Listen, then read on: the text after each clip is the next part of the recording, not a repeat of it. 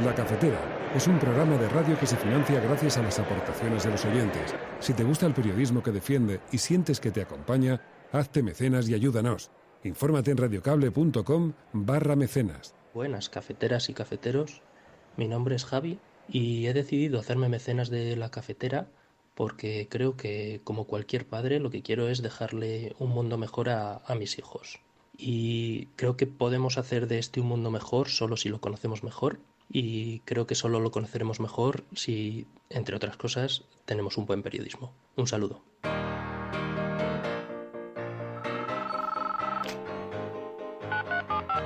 Son las 8:30 de la mañana. Las 7:30 en la Casa Museo de José Saramago, en Tías, Lanzarote. Buenos días, mundo. ¿Quieres un café? La Cafetera. Dirige Fernando Berlín. En el programa La Cafetera de Radio Cable. Una entrevista en Radio Cable. Durante 20 minutos en Radio Cable y dice todo lo que van a escuchar. Mañana en La Cafetera de Radio Cable. Radio Cable, que ha conseguido una auténtica primicia, ha entrevistado esta mañana y ha conseguido situar esa entrevista y lo que le ha dicho en los titulares. Con María Navarro y Pilar de la Peña.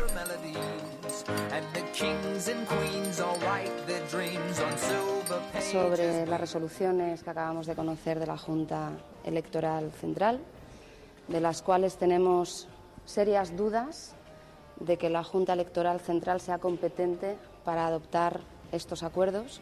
Recordar que la Junta Electoral Central no es un órgano jurisdiccional, es meramente administrativo, es decir, no es un tribunal, no es un tribunal.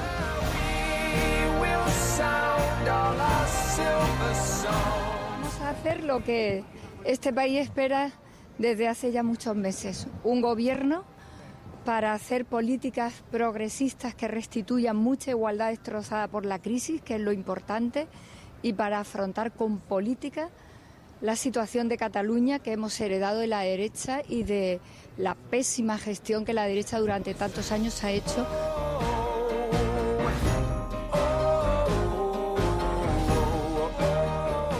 En cuanto a la consulta, ya sabemos la propaganda que se está haciendo. Una consulta no es un referéndum de autodeterminación. En la propia mesa estamos dispuestos a debatir cualquier iniciativa, pero evidentemente eso no significa admitir cualquier iniciativa. Discutirlas, conocer las razones, debatir, no significa compartir.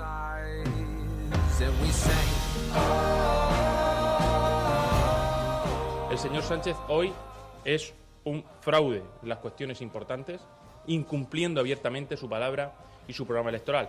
Mucha gente que ha votado al señor Sánchez, si hubiese sabido que el señor Sánchez se iba a desdecir de la tipificación como delito de un referéndum ilegal, convocando el mismo uno para seguir en el poder, seguramente el señor Sánchez hoy no estaría intentando formar gobierno, porque los españoles no le hubiesen dado su apoyo.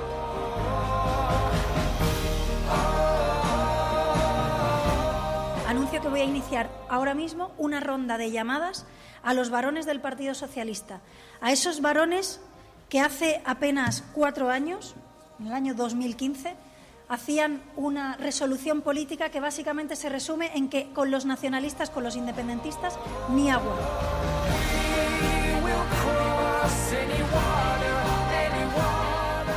Creo que el próximo gobierno tendrá como reto fundamental convertir ese sí se puede en políticas activas de gobierno. El programa que presentamos hoy combina la experiencia del Partido Socialista con la frescura de Unidas Podemos para afrontar una etapa que va a ser histórica en nuestro país. Este es un programa de una coalición progresista pensado para hacer progresar a un país que lo tiene todo para ser aún mejor de lo que ya es hoy. Este programa de gobierno encara esos desafíos no como amenazas, y yo creo que esto es lo importante, sino como oportunidades para construir una España mejor, una España más justa, una España más solidaria. We took action last night to stop a war. We did not take action to start a war.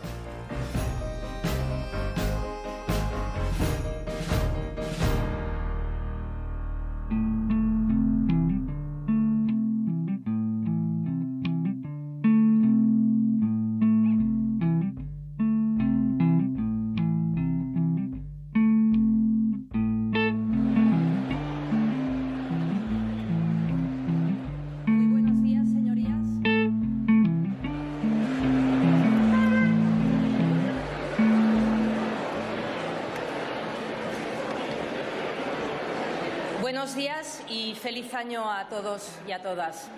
Se abre la sesión.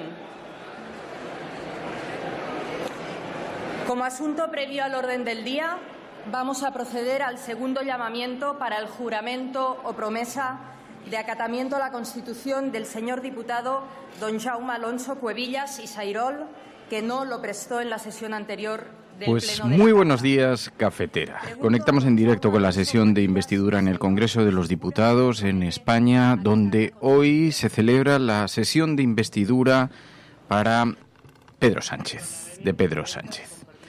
Oyentes de dentro y de fuera de España. Se interrumpen las vacaciones así en estos días con inéditos pasos en la democracia española. Se anunció un acuerdo entre partidos de izquierdas, no es una cosa menor, se trataría del primer gobierno de coalición de izquierdas desde la República. Imaginaos la derecha que todavía vive instalada en sus propios demonios del pasado. Y esto apoyado por partidos independentistas. Imaginaos la derecha que vive atrapada por sus propios demonios presentes. Y se anunció también que se va a restituir una mesa de negociación con partidos catalanes. Imaginaos los demonios que están moviendo a la derecha. Y como compañía a todo esto, se anunció también, en plenas Navidades, los primeros pasos para una posible consulta a la ciudadanía en Cataluña que pudieran ratificar esos acuerdos que puedan llegar en esa mesa bilateral entre los gobiernos de España y Cataluña y los partidos catalanes. Una mesa que se va a constituir de manera inmediata, aunque sin plazo de conclusión, para superar el conflicto político, una consulta. Imaginaos la derecha, que hoy a primera hora mostraba ya en el Congreso de los Diputados su cara de insatisfacción. Ellos, que son los legítimos poseedores del poder en España, se han visto sorprendidos por el paso de los días ante estos acontecimientos. Y comienza la sesión en el Congreso de los Diputados. Pero, en fin, la derecha ya tuvo la oportunidad. Si hubieran querido hacer algo por esa España que dicen está en riesgo, lo podrían haber hecho, que hubieran apoyado a la lista más votada. Pero como aquí se juega con trampas, ellos pueden torpedear y pueden acusar a los demás. Y todo esto en medio de maniobras de la Junta Electoral, un órgano administrativo diseñado para gestionar elecciones que destituye fuera de periodo electoral y por unos votos muy marginales, por 7 votos frente a 6, al presidente de una comunidad autónoma, sin sentencia judicial firme, y esto coloca todas las dificultades posibles para los acuerdos. Así que lo que ocurra hoy va a estar lleno de incertidumbres, pero desde luego lo que nos avanza es una legislatura muy tensa, con una actuación de la derecha implacable. Esto es lo que está sucediendo en el Congreso de los Diputados a esta hora. Punto 1 de la Constitución, tras celebrar consultas con los representantes designados por los grupos políticos con representación parlamentaria. Bueno, muy buenos días a todos. Como interrumpimos las vacaciones navideñas, hoy vamos a seguir en directo esta sesión de investidura. En primer lugar, la intervención de Pedro Sánchez, ahora a las 9. Después habrá un receso y después la intervención de los partidos de la oposición. María Navarro, muy buenos días. Muy buenos días. Y ya ha empezado con agitación la sesión parlamentaria, porque mientras estábamos hablando, Cayetana Álvarez de Toledo, Partido Popular, la derecha en España, ha pedido la palabra, ha tomado la palabra. Ha pedido la palabra precisamente para que se lea el acuerdo entre Esquerra Republicana y el Partido Socialista. Esto es lo que han pedido para que se incluya en ese debate de investidura. Bueno, vamos a tener la oportunidad de conversar ahora a lo largo del programa. Os damos la bienvenida, os damos las gracias a todas las personas que os estáis sumando. Os pedimos que nos ayudéis retuiteándolo. Y comienza esta sesión histórica de investidura en España. Primera sesión, veremos a ver la primera votación, a ver qué es lo que sale, y luego por las ecuaciones y por los equilibrios parlamentarios, a ver si prospera o no, a ver si sale adelante o no el gobierno de Pedro Sánchez, este primer gobierno de coalición de izquierdas en la historia de España desde la República. Es un momento muy trascendental y así se manifiesta en las propias caras de los diputados. Estás escuchando La Cafetera y si lo estás haciendo no estás sola. Señorías, señoras y señores diputados, buenos días. No se va a romper España, se va a romper la Constitución. Aquí lo que se va a romper es el bloqueo al gobierno progresista democráticamente elegido por los españoles.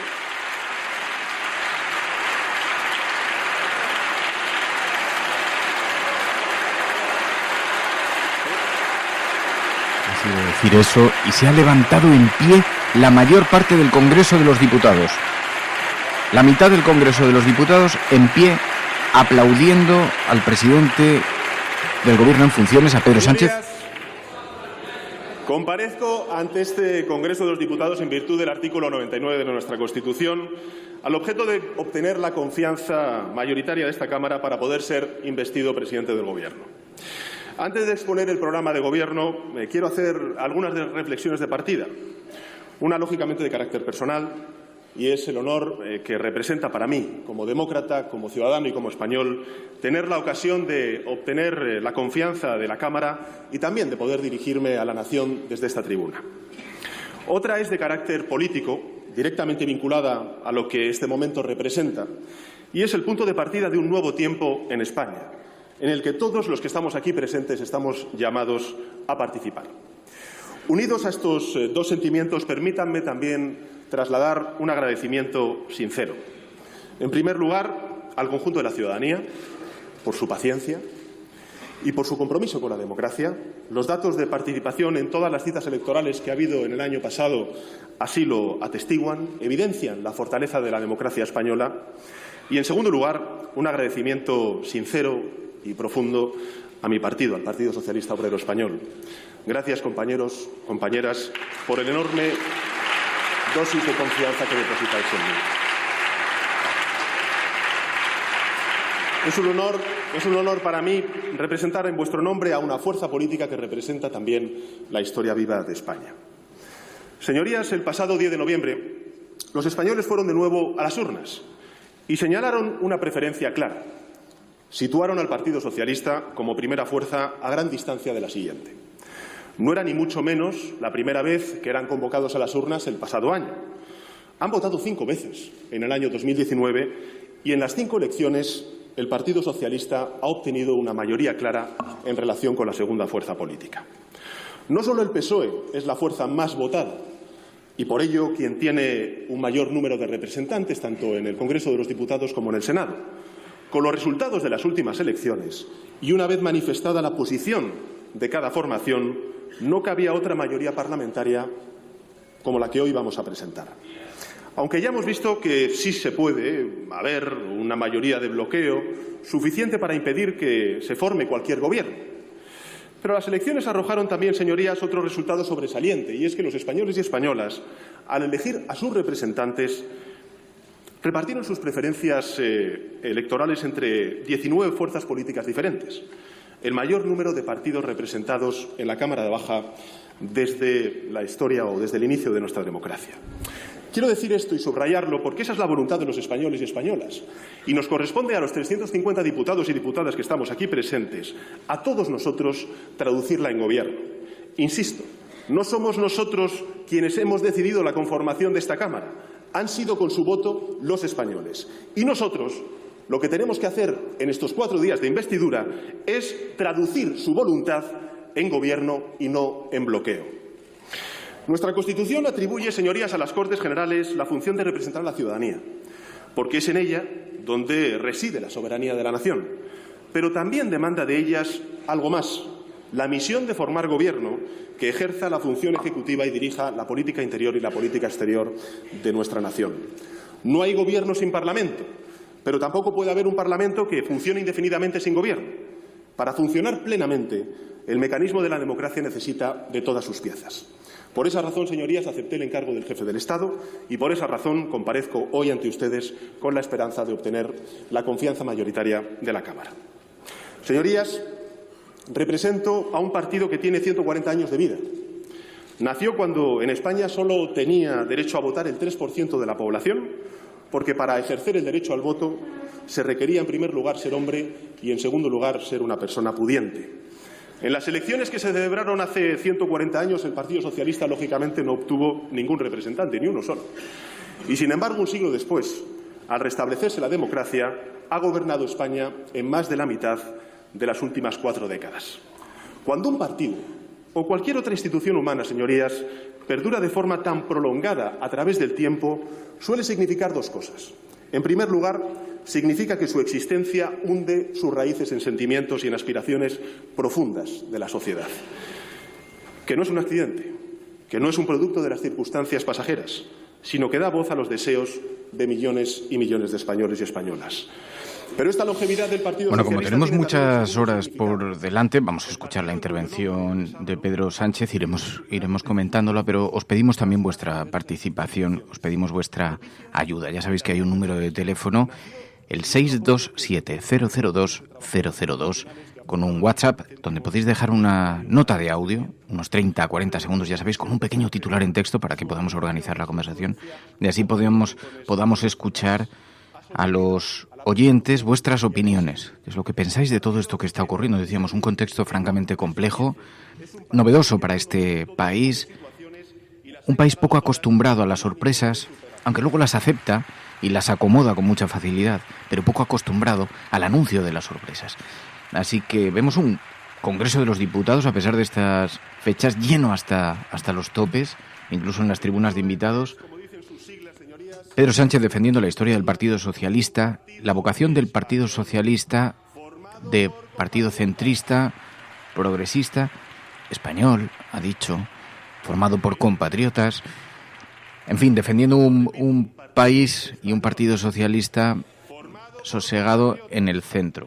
Con aciertos y con errores, señorías, ha contribuido y contribuye a mejorar la vida de nuestra sociedad. Y se equivocan muy gravemente quienes desde la bancada de la derecha ponen en duda el compromiso de la izquierda con España. Por eso les pido a todos desde aquí, desde esta tribuna, el mismo respeto que reciban de nosotros, porque el respeto a la pluralidad es también el mecanismo esencial de la democracia. Eso va a ser difícil porque las caras de ironía de Pablo Casado en este momento y la tribuna de la derecha del Partido Popular no parece precisamente que vayan a garantizar una legislatura muy respetuosa. Y claro, decíamos... Sobre todo porque le han llamado traidor. O sea, los términos del líder de la oposición, de Pablo Casado, hacia Pedro Sánchez han sido de traidor. Con lo cual, teniendo en cuenta eso, bueno, pues yo creo que el respeto ya se ha perdido, ¿no? Vamos a tener que estar muy preparados para una derecha que va a ser implacable, para una legislatura que va a ser muy incómoda, que va a ser muy tensa. Y claro, la grandilocuencia de los medios de comunicación en España, que la mayor parte están alineados a la derecha y además con discursos que rozan incluso lo que en otros países estaría fuera incluso de los márgenes de la derecha, muy situados en la extrema derecha, con un discurso muy hipernacionalista. Todo esto no nos augura una legislatura muy tranquila. Yo creo que para esto tenemos que tener una cierta vacuna, estar muy preparados para todo tipo de críticas por tierra, mar y aire, todo tipo de mentiras circulando por el WhatsApp, por las fake news, y el discurso oficial va a quedar bastante reducido. Luego, además, la derecha consiguió una cosa que lo consiguió en la legislatura de Zapatero, que es dividir muy rápidamente a la izquierda. Por eso este acuerdo es tan importante y por eso es una ocasión histórica y por eso no puede salir mal. Y por eso también están tan insistentes con el tema de Cataluña, ahora mismo con el tema de Torra, porque saben que ese es el elemento que puede dividir a la izquierda, que puede dividir este acuerdo. Claro, porque toda esta decisión de la Junta Electoral Central inhabilitando a Torra, el presidente de la Generalitat de Cataluña, lo que consigue es torpedear las conversaciones que se pudieran estar dando con la izquierda independentista en Cataluña. En fin, realmente es un tiempo complejo que nos tiene que tener vacunados, nos tiene que tener un poco preparados para la que está por caer, lo que está por venir, pero en todo caso, bueno, os pedimos que participéis y que lo hagáis con ese hashtag, almohadilla, la cafetera vuelve, porque así podemos ir comentando la propia opinión, el análisis de los oyentes de este programa de La Cafetera, que son los ciudadanos de este país. Y claro, termino solamente con un mensaje. Este país es un país extraordinariamente plural, donde tiene el mismo derecho a tener representación parlamentaria un ciudadano de Cataluña, independentista, que un ciudadano de Valladolid, de Vox. Tienen el mismo derecho a estar representados. Es un país complejo, plural, y por lo tanto la derecha tiene que aceptar que en este caso sus mayorías no le dan para gobernar, y que la izquierda tiene derecho a alinearse, y que tiene derecho a buscar políticas nuevas. Las otras fórmulas ya las conocemos. Pero esta parte del Parlamento que hoy va a intentar ponerse de acuerdo también es España, también es este país. Y tienen exactamente el mismo derecho que los demás a intentar gestionar el rumbo y el destino del mismo. Escuchas La Cafetera. Por eso quiero dejar constancia de mi pesar por la conducta de las fuerzas de la derecha democrática al negarse a prestar la menor contribución a la gobernabilidad de España.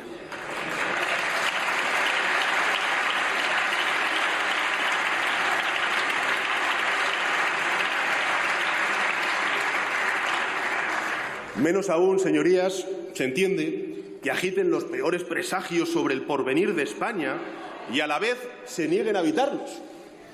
No comparto ni remotamente sus terrores, señorías, pero si son sentidos y no fingidos, no alcanzo a entender cómo es posible que no muevan un dedo para evitar que sucedan. Al concluir esta sesión de investidura se producirá, señorías, un voto. Y ese voto expresará tres posturas. De un lado se perfilará la España que avanza, que trasciende sus diferencias y se une para avanzar, formando una coalición de progreso, diálogo y justicia social. En medio, quienes no quieren sumarse a ese avance, pero al menos no lo impiden con su abstención.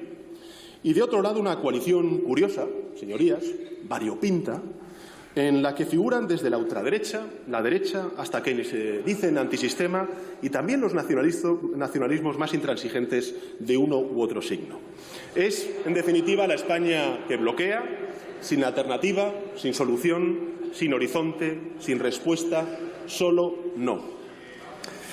Señora presidenta, señorías, en resumen, del mapa de este Parlamento pueden sacarse varias conclusiones que me gustaría compartir con ustedes. La primera, que los españoles, y se lo recuerdo a la bancada de la derecha porque parece que lo olvida, que los españoles han señalado al Partido Socialista como primera fuerza, no una, sino 5 veces en el año 2019. Y, por tanto, a nivel general, lo que quieren es un gobierno progresista liderado por el Partido Socialista.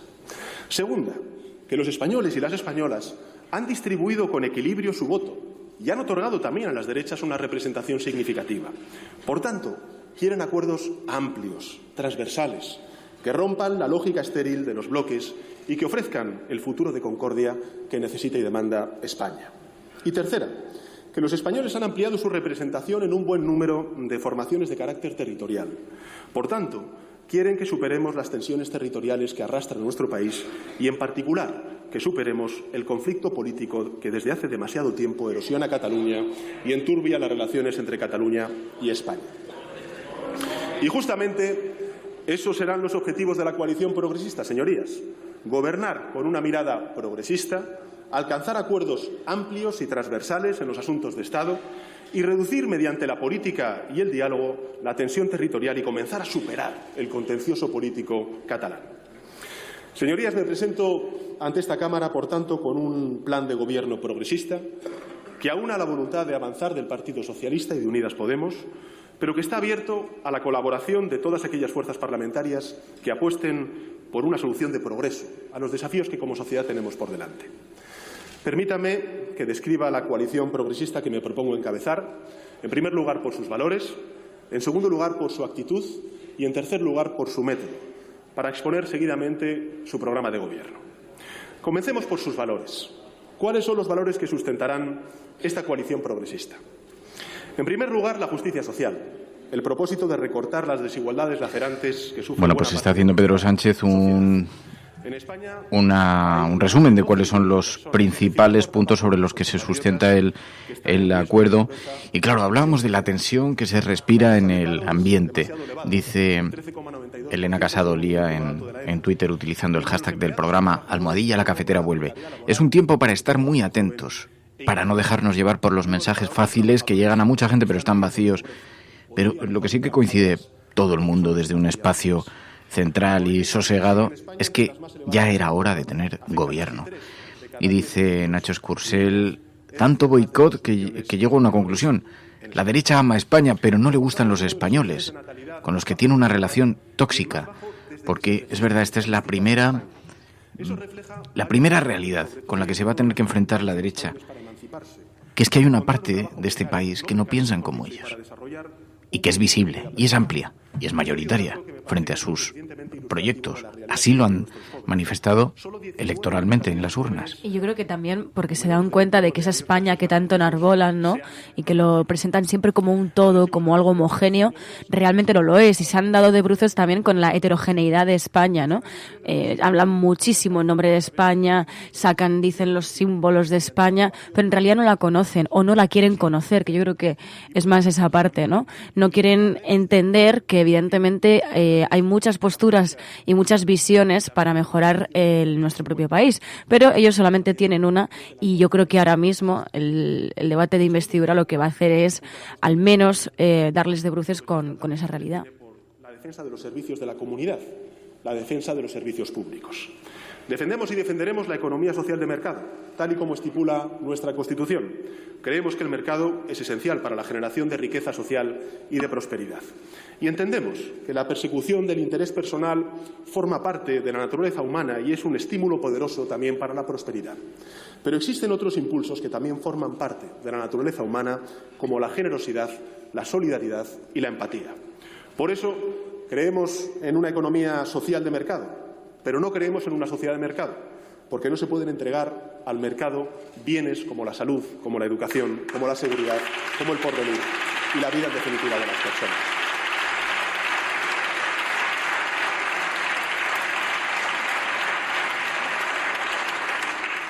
Señorías, tanto como creemos en la iniciativa privada, creemos también en los servicios públicos universales. Hablo, por ejemplo, de la educación.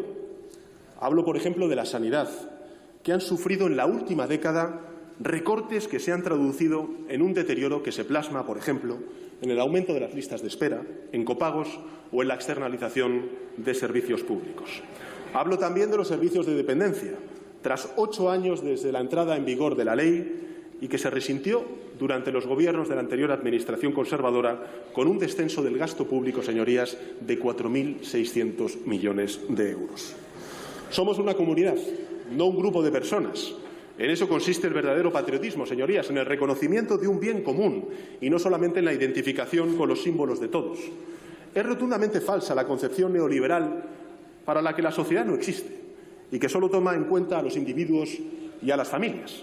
Existimos, señorías, como comunidad y en lo público es donde nos reconocemos, porque es lo público lo que nos une, nos vincula y nos representa como sociedad.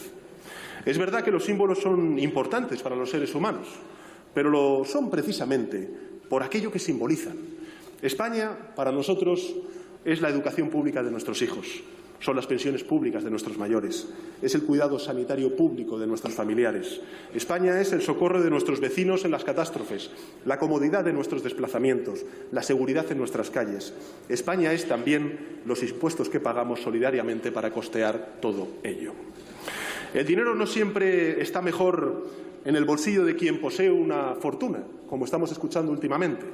A menudo el dinero está mejor, por ejemplo, en las escuelas públicas, en las bibliotecas, que nos hacen más sabios, en los hospitales que nos mantienen más sanos, en las vías que nos comunican, en las pensiones que amparan nuestra vejez, en las comisarías y en los juzgados que garantizan los derechos y las libertades.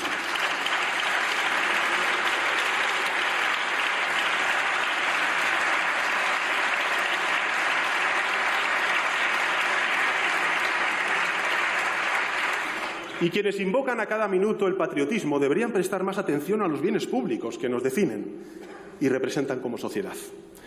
Eso es patriotismo y ese es el patriotismo social en el que se reconoce la coalición progresista que quiero encabezar y que comparte, estoy convencido, la inmensa mayoría de nuestro país. En tercer lugar, el proyecto de la coalición progresista está indisolublemente unido a la libertad. La libertad frente a la intrusión arbitraria de las instituciones públicas, la libertad también frente a la interferencia interesada de quienes tienen más poder, la libertad no para hacer nuestro capricho, sino para no estar sometido al capricho de nadie, libertad para disponer plenamente del propio destino, para expresarse, para asociarse, para vivir la vida de acuerdo con nuestros propios valores y nuestras propias creencias.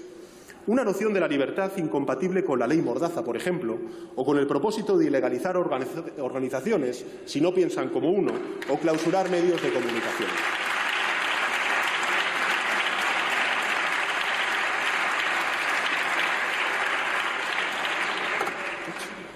Una libertad para vivir plenamente y para administrar con dignidad el fin de la propia vida. Una libertad para realizarse sin sufrir discriminación y menos aún violencia por el hecho de ser mujer. Una libertad para no soportar persecución ni postergación por la orientación sexual. Una libertad para no ser relegado por la raza o menospreciado por la procedencia. Una libertad plena, incompatible con el machismo, con la homofobia, con la xenofobia o con el racismo.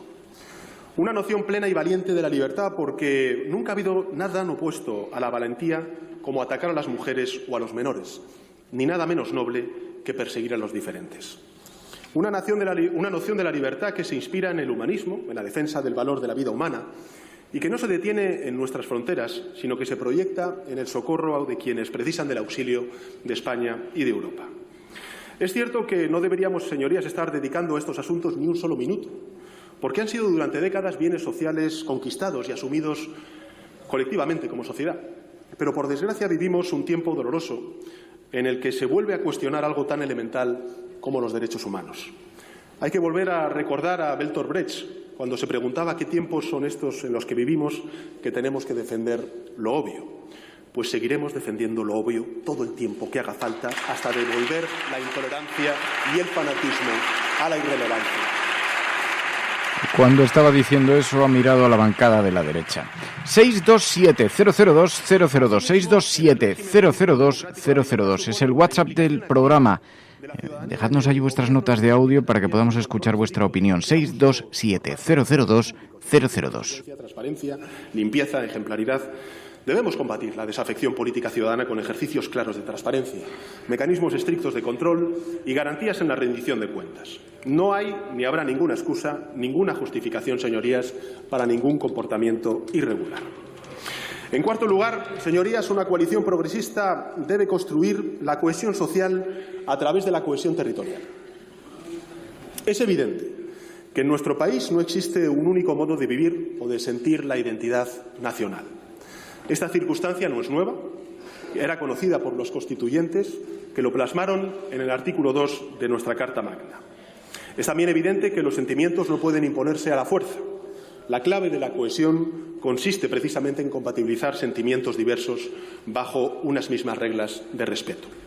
Hoy existe, señorías, en un sector amplio de la población catalana un sentimiento de agravio respecto a las instituciones catalanas, o mejor dicho, centrales.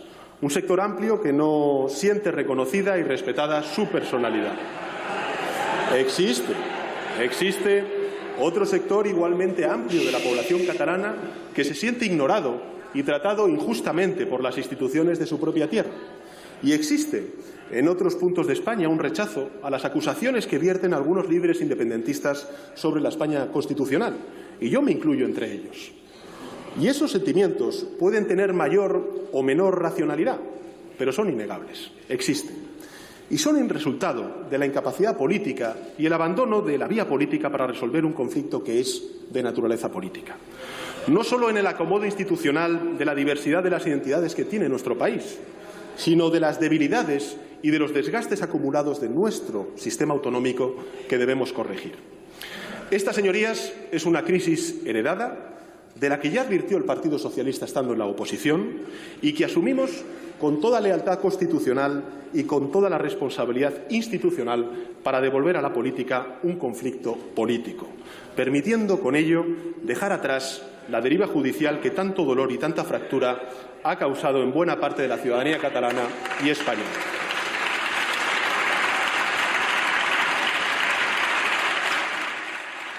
Sánchez promete dejar atrás la deriva judicial, ha dicho, lo cual va a levantar espinas.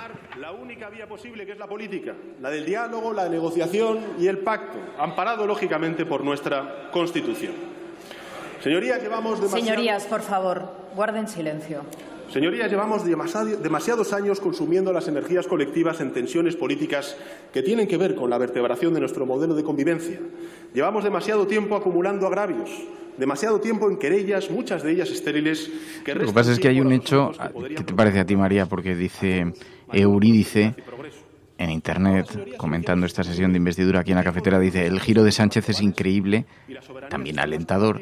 Dice, pero esperemos que sea el antigiro para ver que no retorna, porque lo que sí que resulta verdaderamente sorprendente, y yo creo que más allá de la euforia y de la alegría que pueda tener la izquierda por verse ante la eventual posibilidad de cerrar un gobierno, es sorprendente el giro de Pedro Sánchez, aquel hombre que apoyó el 155, que firmó aquel pacto tan solemne con Albert Rivera en el Congreso de los Diputados, que tuvo ese discurso tan duro frente a Esquerra Republicana, incluso antes de estas elecciones, última convocatoria electoral, el giro ha sido absolutamente de 180 grados. Hombre, podríamos sacar todas las intervenciones que ha tenido Pedro Sánchez negando que fuese a pactar con partidos independentistas, pidiendo por favor al resto de fuerzas políticas que apoyasen su investidura para no tener que depender de partidos independentistas, y ahora ha dado ese giro, ¿no? Yo creo que también es eso, ¿no? Es lo que decíais, que Pedro Sánchez es el impredecible, no sabemos por dónde va a ir, ¿no? Es como que va dando bandazos, y ahora yo creo que, bueno, pues le sale rentable, por así decirlo, a la izquierda, pues que Pedro Sánchez esté en este lado, y veremos. Yo, de todas maneras, evidentemente, bueno, todo apunta, ¿no?, a que va a salir la investidura, que Pedro Sánchez va a salir investido en la segunda votación, pero yo creo que lo realmente importante no es eso, ni tanto a lo mejor el tipo de gobierno que puede hacer o cuáles son los márgenes que va a tener este gobierno para realmente hacer medidas progresistas, sino también, y más importante, es cuánto va a durar este gobierno. Yo no sé si va a conseguir durar hasta los 4 años de legislatura, porque la presión va a ser brutal.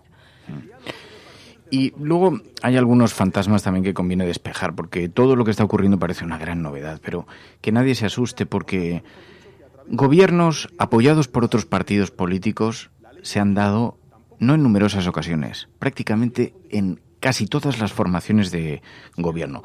Se han dado gobiernos además tripartitos, en Galicia, en Cataluña, en Castilla-La Mancha. Se han dado gobiernos prácticamente de coalición, apoyados incluso Podemos al Partido Socialista en diferentes lugares. Zapatero recibió los votos de Izquierda Unida, Esquerra Republicana, Coalición Canaria, BNG Hacha. El propio José María Aznar, y esa derecha tan extrema a la que tanto se le llena la boca, contó en la investidura con el apoyo del Partido Nacionalista Vasco y del PNV. ¿Os acordáis aquel José María Aznar que pasó de vivir en el entorno de un partido donde se gritaba Puyol enano habla castellano a confesar poco después que hablaba catalán en la intimidad? Aquel gobierno de José María Aznar, que fue el autor de las mayores transferencias que ha recibido nunca Cataluña en democracia. Señoras y señores diputados, al asumir la responsabilidad de presentarme ante sus señorías para solicitar la confianza de la Cámara, lo hago con la convicción de que el interés de España exige la formación de un gobierno estable, con un programa capaz de afrontar los problemas que tiene la sociedad española y con vocación de agotar la legislatura. La Cámara conoce, al igual que conoce la opinión pública, que el Partido Popular ha mantenido intensas conversaciones con Convergencia y Unión, con el Partido Nacionalista Vasco y con Coalición Canaria, en el curso de las cuales se ha puesto de manifiesto un apreciable grado de coincidencia en la visión sobre las necesidades y los problemas de España, así como en las posibles vías de su solución. Era José María Aznar en 1996, porque la hemeroteca, quizá la memoria es frágil, la memoria lo es, pero la hemeroteca no lo es. Y en el año 1996, ese José María Aznar, que poco después llegaría a un pacto con la banda terrorista ETA, al que citaría públicamente como el Movimiento de Liberación Nacional Vasco, y después ya habéis visto todo lo que pasó cuando la derecha estaba en la oposición y la altura de críticas que se permitía. Bueno, pues así ha ido siendo a lo largo de toda la democracia. Esto es lo que ha ido ocurriendo a lo largo de toda la democracia. Y respondo sin dudar.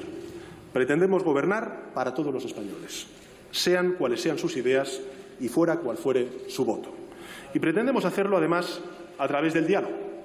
La política no puede ser un tapón de la vitalidad de un país que quiere avanzar.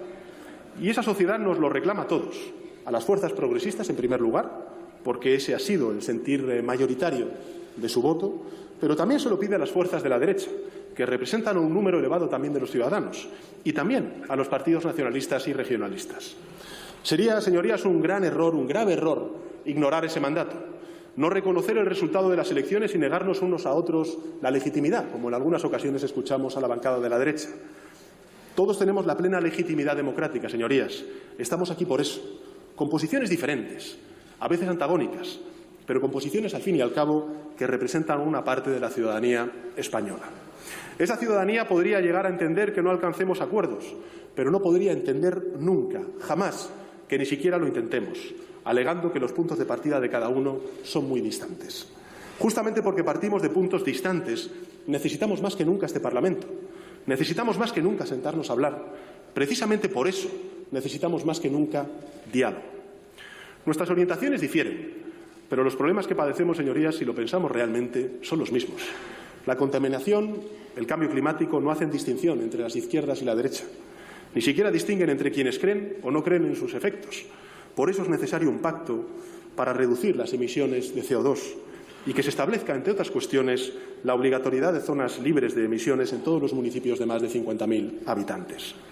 De la educación, de la cultura, de la ciencia, de la investigación, depende en buena medida el futuro de nuestro país. Y el signo de ese futuro no habrá distinciones, o no hará distinciones, mejor dicho, entre progresistas y conservadores. Por eso es necesario un pacto que garantice una inversión educativa al final de la legislatura en el 5% del Producto Interior Bruto anual. La vejez.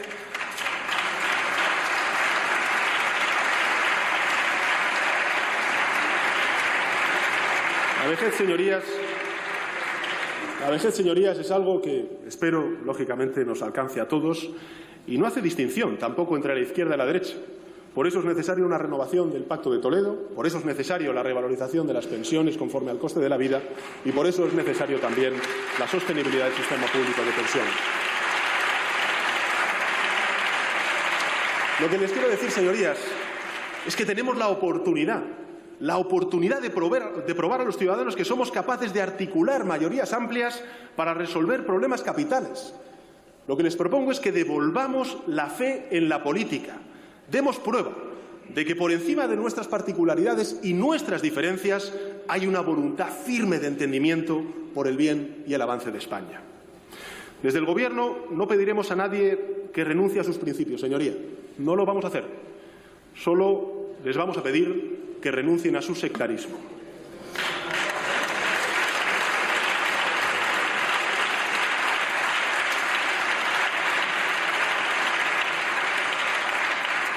En años pasados, señoría, fue muy criticada por estéril la lógica bipartidista que reducía la vida política a una dialéctica de dos grandes partidos. Aún sería peor que cayéramos en una dialéctica de dos bloques cerrados y herméticos. España necesita que se rompan los bloqueos. España necesita que hagamos cosas que hasta hace poco no éramos capaces de hacer. Y así trataremos de hacerlo, señorías, desde el Gobierno. No tenemos enemigos personales en esta Cámara, créanme, no tenemos ningún enemigo personal en esta Cámara. Y nos vamos a esforzar por dialogar con todos y cada uno de ustedes. Vamos a evitar el insulto, el exabrupto. Creemos que la democracia se caracteriza por la palabra como un instrumento de persuasión y es, por cierto, el más poderoso. Nuestros enemigos, señorías, son la injusticia, el odio y el fanatismo. Y el único sentido de un cordón sanitario es precisamente ese: evitar el acceso de las ideas extremistas a posiciones de poder desde la que puedan dañar la convivencia. Por eso cualquier cordón sanitario que se establezca no se va a dirigir a las personas, se dirigirá a las ideas. Por tanto, señora presidenta, señorías, valores progresistas y actitud de diálogo. Y en cuanto al método, permítame que lo resuma en pocas palabras. Será un Gobierno activo, ejecutivo y, en consecuencia, resuelto. Necesitamos un Gobierno que dialogue y que decida. Nos han tratado de convencer, señorías, desde las posturas conservadoras, de que el Estado forma parte del problema y no de la solución. Que el mejor Gobierno es aquel que se esté indolente y se inhibe de los problemas del país. Hemos tenido bastante durante estos últimos 8 años. Ya hemos visto que no es así.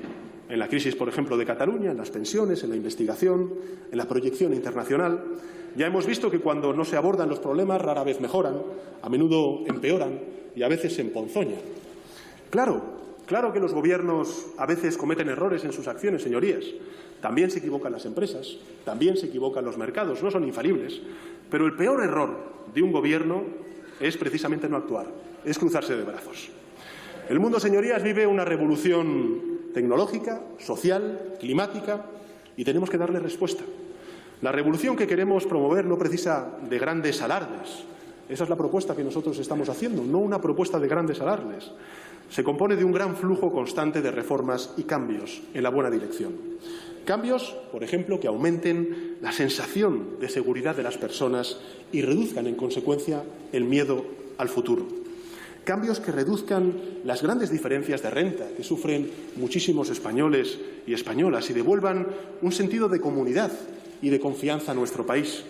Cambios que reduzcan la tensión y la fractura territorial y alimenten el entendimiento, la comprensión y la concordia entre españoles. Así pues, señora presidenta, señorías, estas serán las señas de identidad de la coalición progresista. En primer lugar, valores, que serán progresistas, actitud dialogante y método activo, ejecutivo y resuelto. Permítame ahora que desgrane con mayor detalle las propuestas concretas y programáticas que transformarán esos valores en hechos y resultados. Hoy aquí nos disponemos a votar algo inédito en la historia democrática de nuestro país. Hoy aquí nos disponemos a votar la primera propuesta de gobierno de coalición de nuestra historia reciente.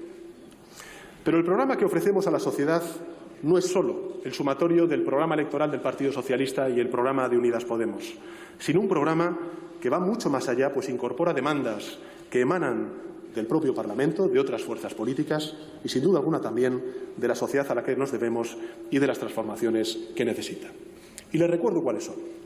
En primer lugar, el crecimiento económico, la creación de empleo digno y la sostenibilidad de las pensiones. En segundo lugar, la digitalización de nuestra economía. En tercer lugar, la transición ecológica justa. En cuarto lugar, la igualdad real y efectiva entre hombres y mujeres. En quinto lugar, la justicia social. Y en sexto lugar, el diálogo y el entendimiento de una España unida en su diversidad y comprometida con una Europa fundada en los derechos humanos. Estas reformas conforman nuestra hoja de ruta para el cambio de década que comienza y nuestro país debe iniciar una gran transformación que nos lleve a la España que nos merecemos en el año 2030. El acuerdo de coalición progresista, señorías, distribuye en 10 grandes ejes este amplio paquete de medidas.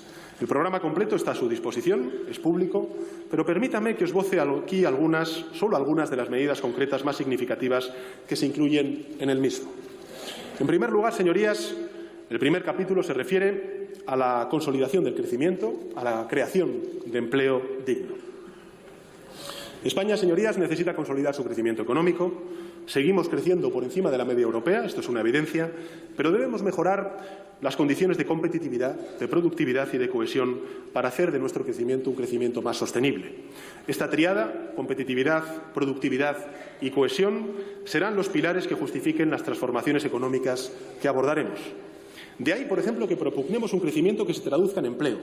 De ahí que propugnemos un crecimiento que combata la precariedad. De ahí que propugnemos un crecimiento que garantice el trabajo digno, estable.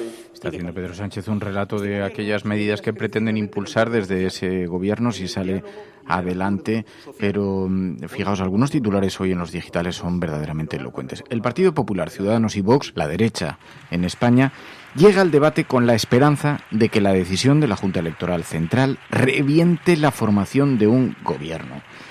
Bueno, para los no iniciados que nos están escuchando desde otros lugares, desde otros países, sabéis que en las últimas horas se ha producido una decisión de la Junta Electoral Central, que es un órgano que se encarga básicamente de tomar decisiones respecto a quienes pueden acudir o no a las elecciones y la normativa que las rige.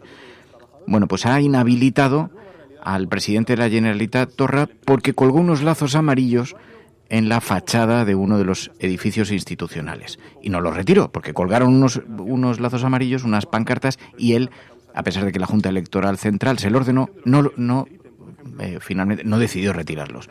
Y esto ha hecho que, después de un proceso, se le haya inhabilitado, sin una sentencia firme. Y la inhabilitación, es decir, no puede ser presidente de la Generalitat, todavía vamos a ver en qué momento se concreta, cómo se concreta exactamente esto, pero lo que implica es la ruptura de las conversaciones entre Pedro Sánchez y el independentismo catalán, o por lo menos la dificultad para mantener los mismos acuerdos a los que habían llegado. Y así es lo que lleva el diario.es a titular que estos partidos de la derecha llegan al debate con la esperanza de que esa decisión haya reventado la posibilidad de formación de gobierno. Bueno, y con la esperanza de que, bueno, un órgano como la Junta Electoral Central le resuelva un problema político, cuando en realidad lo único que va a hacer es enquistarlo todavía más, ¿no?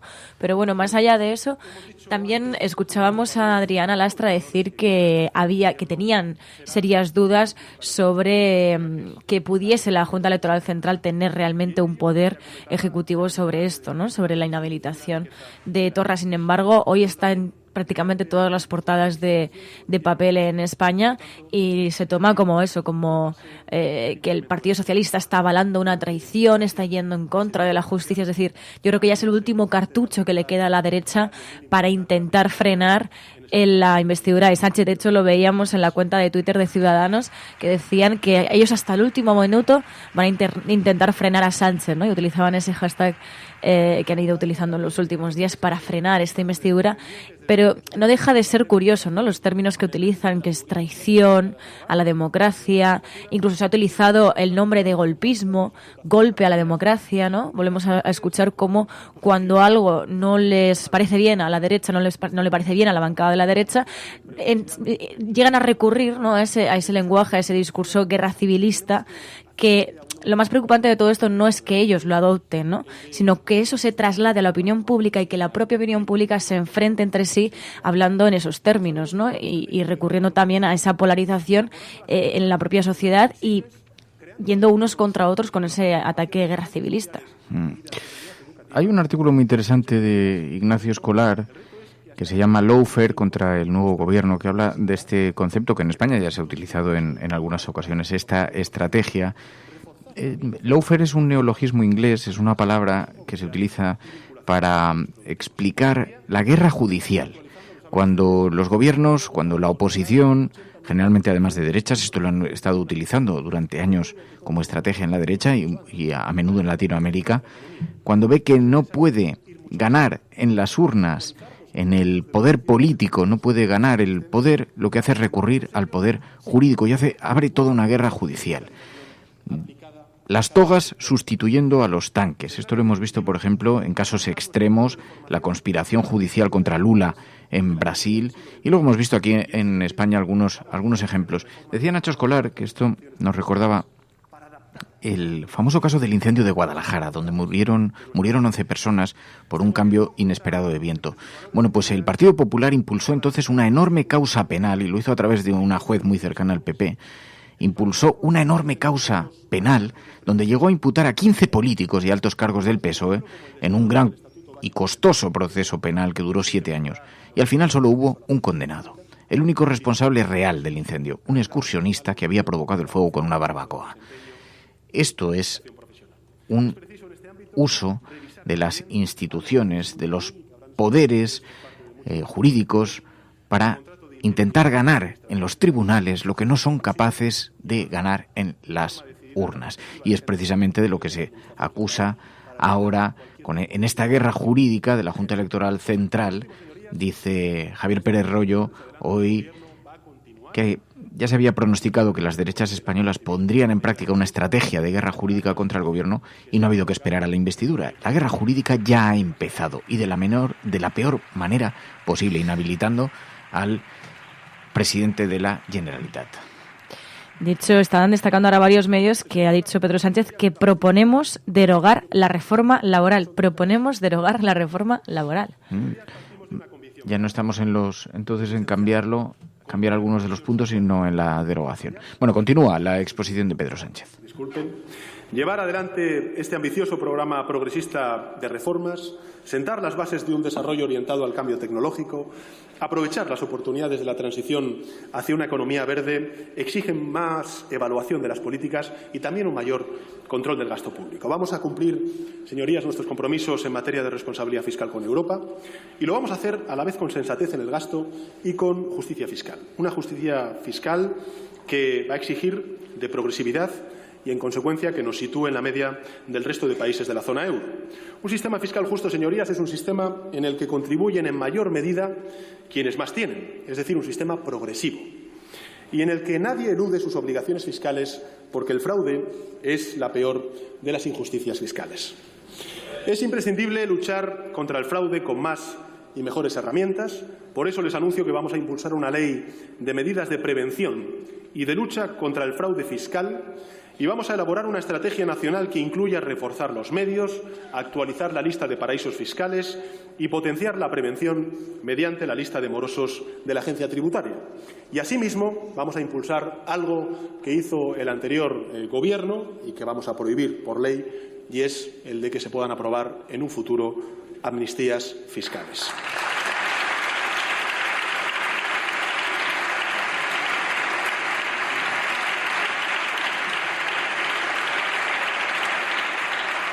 Es necesario introducir límites rigurosos a los pagos en efectivo, prohibir el software de doble uso, impulsar la unidad de control de grandes patrimonios y ejercer un mayor control sobre la SICAV.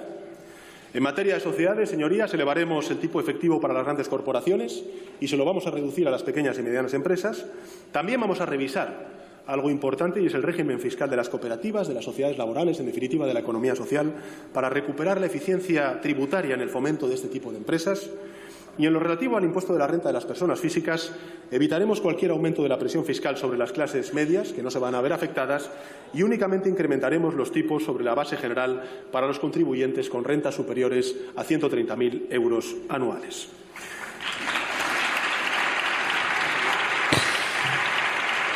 Ha anunciado Pedro Sánchez que promoverán la iniciativa de prohibir el software de doble uso. Es un software, ya se viene anunciando desde algunos años, desde 2018. Esto es el quebradero de cabeza de la Administración de Hacienda.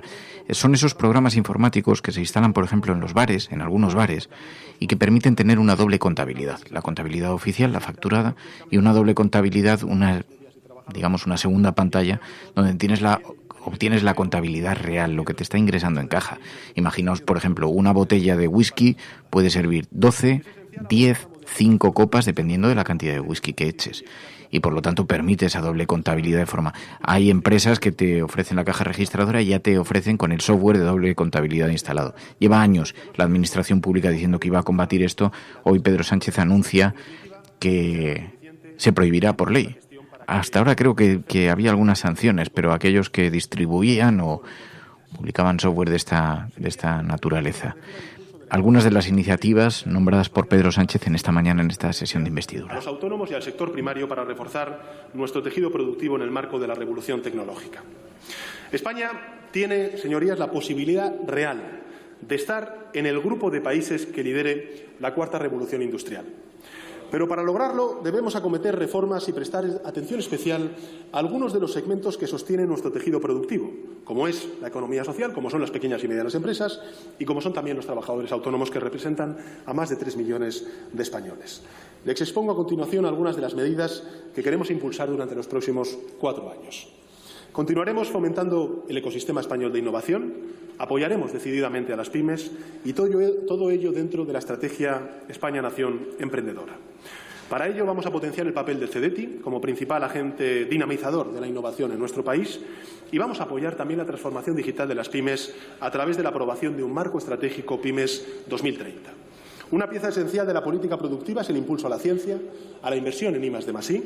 Vamos a aumentar la inversión pública en I+D+I civil por encima del incremento del límite del gasto no financiero del Estado, avanzando hacia los objetivos comunitarios de inversión total pública y privada.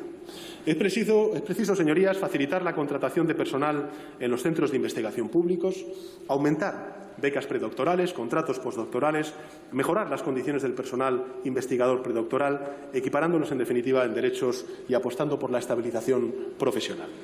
Es prioritario, señorías, desarrollar la Ley de Ciencia, que lleva sin desarrollarse desde el año 2011, con el refuerzo de la transferencia de conocimientos y simplificación del trabajo de los investigadores de los organismos públicos. Y habrá que aumentar recursos, sin duda alguna, pero también orientarlos con más eficacia desde una óptica plurianual para aprovechar mejor el talento y la continuidad del personal. España puede y debe ser un país para la ciencia y será un país para la ciencia, para la innovación y para el conocimiento. El comercio, cambiando de tercio, señorías, no debe estar ausente de la ola de modernización que necesita nuestro país y presentaremos un plan de modernización del comercio minorista que impulse la digitalización y la adaptación a las nuevas tecnologías. La La internacionalización de la economía española es clave para conseguir un crecimiento más sólido, más saneado, y para potenciarla vamos a impulsar un plan de acción para la internacionalización 2020-2021 que modernizará los instrumentos de apoyo financiero e introducirá también la sostenibilidad como criterio, como elemento transversal en la política de internacionalización que ponga en marcha el sector público español. El Gobierno, señorías, se compromete a mejorar la cobertura y a fijar cuotas más justas a los trabajadores autónomos. Procederemos a una equiparación gradual de los derechos de este colectivo con los de los trabajadores por cuenta ajena y se establecerá un sistema de cotizaciones por ingresos reales con mayor protección social en caso de empleo, enfermedad o jubilación. España necesita, señorías, también aumentar el peso de su industria en el conjunto del Producto Interior Bruto y para ello se va a crear un plan de desarrollo industrial que sirva para mejorar la competitividad y crear empleo de calidad. El Gobierno, señorías, activará los recursos del Estado para garantizar la continuidad, que es importante, de aquellas empresas que sean una fuente fundamental de empleo en sus comarcas. Es decir, vamos a luchar, como hemos luchado durante estos últimos meses, decididamente contra las deslocalizaciones industriales. Y con la participación de las comunidades autónomas y de los principales agentes económicos o sociales del sector, elaboraremos una estrategia de turismo sostenible 2030 basada en la sostenibilidad y en la implementación de la inteligencia turística. Señorías, son muy importantes para este Gobierno las condiciones de vida del mundo rural, al cual antes he hecho referencia, en el ámbito de la repoblación y de la lucha por el reto demográfico, y sin duda alguna también el sector primario en su conjunto. Por ello, como he dicho en otras muchas ocasiones, cada vez que he tenido ocasión de poder subir a esta tribuna y referirme a ello, defenderemos una política agraria común suficientemente dotada, que sea capaz de garantizar esa triple sostenibilidad económica, social y medioambiental de las explotaciones ganaderas, agrícolas y forestales en España durante el periodo financiero 2021-2027. El campo, señorías, puede contar con el Gobierno de España. Y puede contar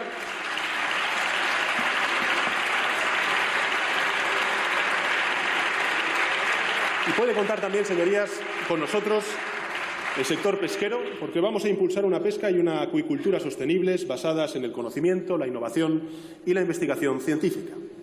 Y, por último, dentro de este capítulo, me gustaría detenerme por un instante siquiera en la revolución digital.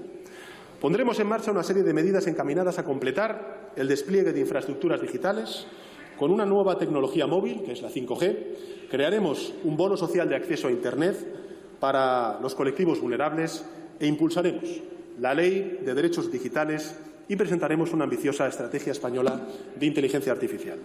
Y en todo ello, por supuesto, la Administración pública deberá tener una actitud ejemplar, por lo que caminaremos hacia una Administración digital más abierta, más eficiente, y en este sentido me gustaría destacar la extensión de la carpeta ciudadana en la que cualquier ciudadano o ciudadana podrá acceder a los trámites y todos sus expedientes en relación con la Administración General del Estado. El cuarto capítulo, señorías, se refiere a la lucha contra la emergencia climática. La reciente cumbre del clima COP25 de Chile en Madrid, yo creo que nos familiarizó a todos aún más con el gran debate que nos atañe como sociedad.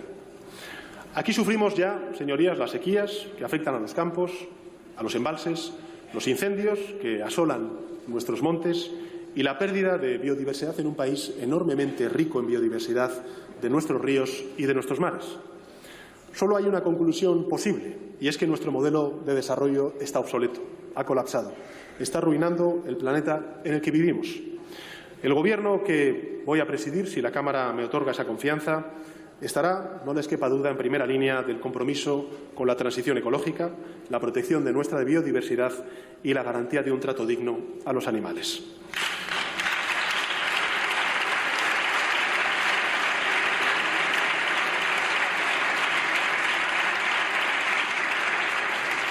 Aprobaremos la Ley de Cambio Climático y Transición Energética, en la que se fijarán objetivos ambiciosos de emisiones de gases de efecto invernadero. El objetivo será alcanzar, señorías, un reto bien ambicioso en 2050, como es una generación de electricidad con origen 100% renovable y entre el 85 y el 95% en 2040. Aprobaremos el Plan Nacional Integrado de Energía y Clima. Reformaremos el mercado eléctrico con el propósito de reducir la factura energética, siempre dando certidumbre a los inversores antiguos y futuros, no como ocurrió con anteriores administraciones, y cualquier acción emprendida por el Gobierno tendrá como prioridad la transición justa en el nuevo modelo energético.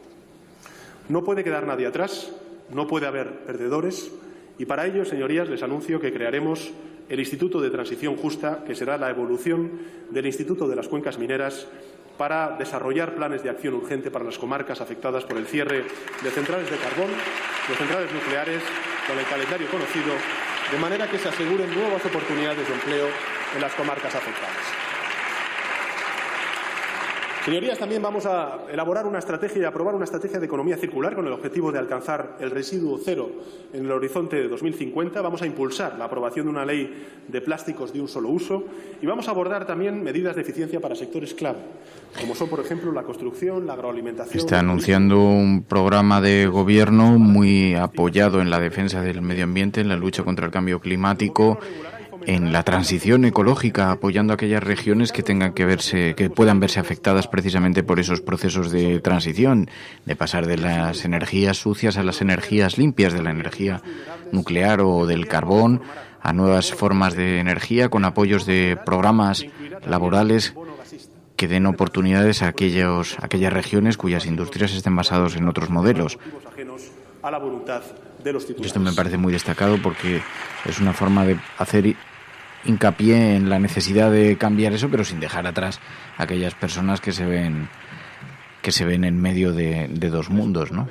Y también un mensaje, yo creo, a nivel de puertas hacia afuera, ¿no? A nivel internacional, porque de hecho, ¿no? Además lo poníais, estaba ya más en Radio Cable, ¿no? La visión que estaban teniendo los medios internacionales sobre esta investidura, ¿no?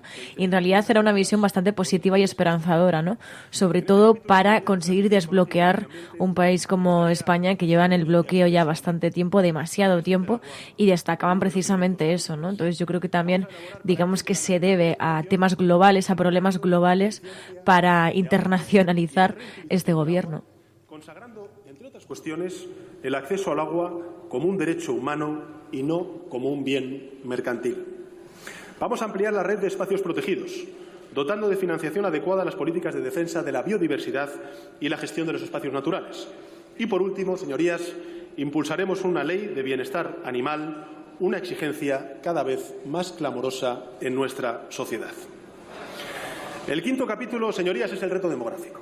Como decía antes, la cohesión territorial no se refiere solamente al conflicto catalán, a la financiación autonómica o al desarrollo competencial de las comunidades. En nuestra geografía hay amplísimas zonas que se extienden por la mayoría de las comunidades autónomas, no queda a salvo ninguna de ellas, que se han ido vaciando por la falta de oportunidades. Los jóvenes que se han ido de los pueblos por falta de oportunidades.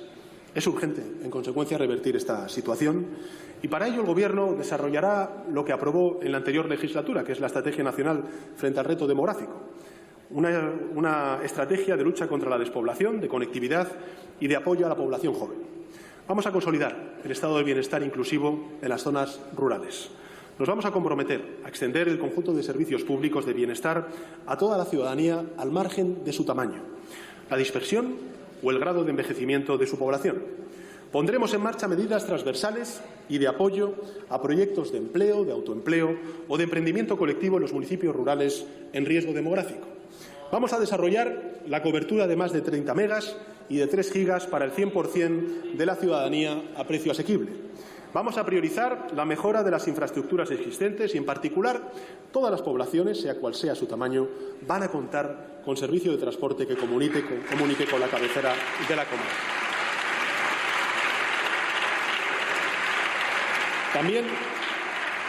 También se va a garantizar el acceso a la atención sanitaria a domicilio cuando no exista un centro local de salud y vamos a garantizar la seguridad en nuestros pueblos con la recuperación de las plantillas de las fuerzas y cuerpos de seguridad del Estado.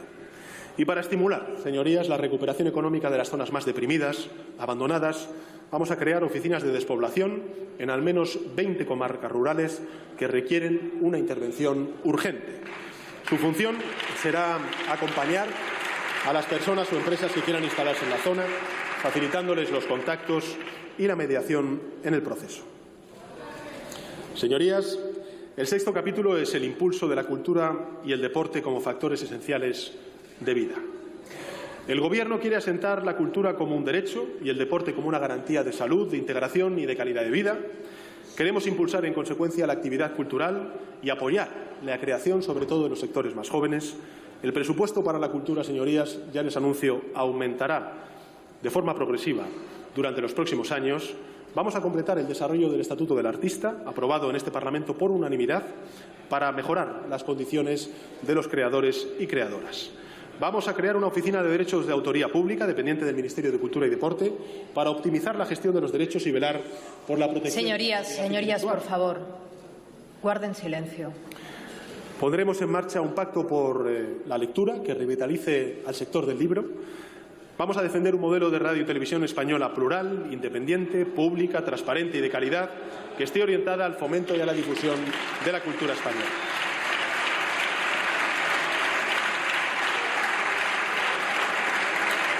Vamos a regular, señorías, las profesiones del deporte como una profesión, con un plan de formación. Bueno, pues está siendo recibido el discurso, fijaos, desde diferentes aproximaciones, desde la derecha, desde el Partido Popular, fuentes del Partido Popular. Nos envían las siguientes impresiones, así en directo a la pluma aquí al programa. Sánchez está ocultando a los españoles su pacto con los separatistas, un discurso vacío que aburre hasta los suyos. No hace ninguna mención a la Junta Electoral Central, pese a que Torra se ha declarado en rebeldía y es su obligación actuar. No dice nada sobre su negociación oculta con los independentistas, más allá de sacar pecho de su pacto con aquellos que quieren romper España. Habla de superar la judicialización de un conflicto político inexistente. La ley por sí sola no basta, ha llegado a decir. Cuando se incumple la ley entran en juego los tribunales, dicen desde el Partido Popular. Y añaden, se ve en la obligación de hacer una defensa de lo que ha sido el PSOE a lo largo de la historia, consciente de que ha aniquilado lo que ha representado esas siglas durante años, dicen desde el Partido Popular. Y también dice Pedro Sánchez que va a evitar el insulto, pero Sánchez aprovecha su discurso para atacar sistemáticamente al PP, pero no aclara cuántas líneas rojas ha atravesado a fin de seguir en Moncloa. Habla de cordón sanitario, pero es él quien ha tejido uno al Partido Popular. Esto es lo que indican desde esa formación política. Claro, es interesante porque sabíamos que van a centrar su crítica en estas líneas, en el asunto territorial, fundamentalmente, pero es llamativo, por ejemplo, ese punto que indican. No hace ninguna mención a la Junta Electoral Central, pese a que Torra se ha declarado en rebeldía y es obligación de Pedro Sánchez actuar. Así que eso lo que nos indica es que la actuación de Pedro Sánchez, que tiene que ser decisiva para el Partido Popular, se encuentra en stand-by, se encuentra en suspenso. El régimen sancionador y crearemos la Oficina Estatal de Lucha contra la Discriminación de Género. El avance de la igualdad supone acabar con aquellas discriminaciones que sufren las mujeres en todos los ámbitos, señorías. Y así vamos a abordar, entre otras cuestiones, la desactivación de lo que se denomina la tasa rosa, es decir, el incremento de precio de un mismo producto cuando se trata de una versión femenina. Y le preguntábamos también a Juan López de Uralde, que está asistiendo como diputado a esta sesión de investidura. Le enviábamos un mensaje preguntándole por una valoración sobre las medidas que ha enarbolado, que ha anunciado Pedro Sánchez sobre este gobierno en materia medioambiental y lucha contra el cambio climático. Y dice Juan López de Uralde que España, de concretarse esas medidas en ese sentido, estaría a la cabeza de los países que luchan contra la crisis ecológica. Se situaría como país muy pionero en esta materia, nos dice Juan López de Uralde, precisamente desde la sesión de investidura, donde está interviniendo el candidato. Regulando en el Código Penal que en el consentimiento sexual solo sí sea sí.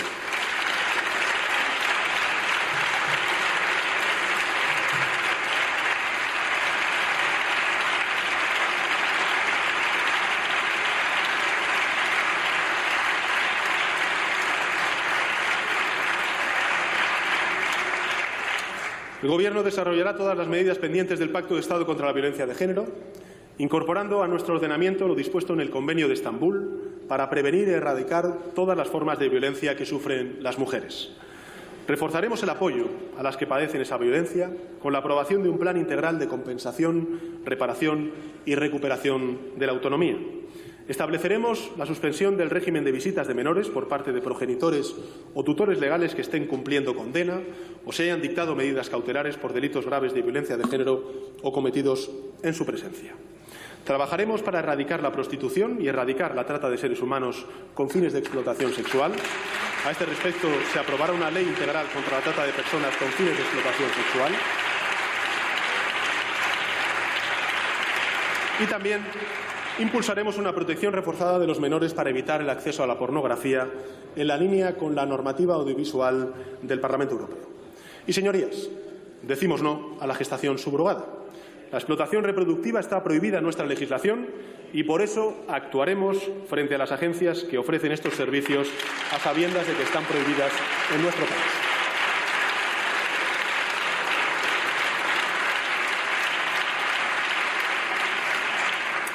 Garantizaremos los derechos sexuales y reproductivos para asegurar una maternidad libremente decidida, mediante políticas de educación, prevención de embarazos no deseados, mediante la facilitación del acceso a los últimos métodos anticonceptivos, a la anticoncepción de urgencia y a la interrupción voluntaria del embarazo de todas las mujeres, y garantizando los tratamientos de reproducción asistida a todas las mujeres a través del Sistema Nacional de Salud.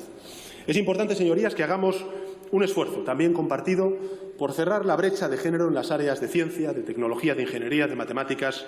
Necesitamos a más mujeres en esas áreas y para ello desarrollaremos diversas medidas dentro de los ámbitos científico y educativo. El octavo capítulo es la protección y la ampliación de los derechos sociales y también la regeneración democrática. El Gobierno, para el que solicito la confianza... Le pedíamos a Juan López Duralde que nos ampliase esa idea. España, a la cabeza de los países que luchan contra la crisis ecológica. Uralde, que está asistiendo a esta sesión de investidura, nos decía así porque por primera vez se ha dedicado un espacio grande a la crisis ecológica en el discurso de un candidato. No había ocurrido hasta ahora con esta dimensión. Hasta ahora había poco más que una referencia, y plantear abiertamente el objetivo de 100% de energía renovable es un paso muy importante adelante, nos dice desde la sesión de investidura el propio Juan López Duralde. Imprescindible. El Gobierno impulsará una ley básica que derogue la vigente LOMCE, una norma que parta de dos consideraciones básicas. Una es blindar la educación pública como eje vertebrador del sistema educativo y la incorporación de los acuerdos alcanzados por parte de la comunidad educativa. En dicha norma es preciso alinear la formación profesional con el resto del sistema, el refuerzo de la formación en valores, así como también los mecanismos de autonomía y gobernanza de las escuelas. La nueva ley educativa debe garantizar la inclusión, la eliminación de la segregación escolar por las condiciones de origen de los estudiantes, por sus necesidades educativas especiales o por sexo. Señorías, ningún centro sostenido con fondos públicos puede amparar ninguna forma de segregación.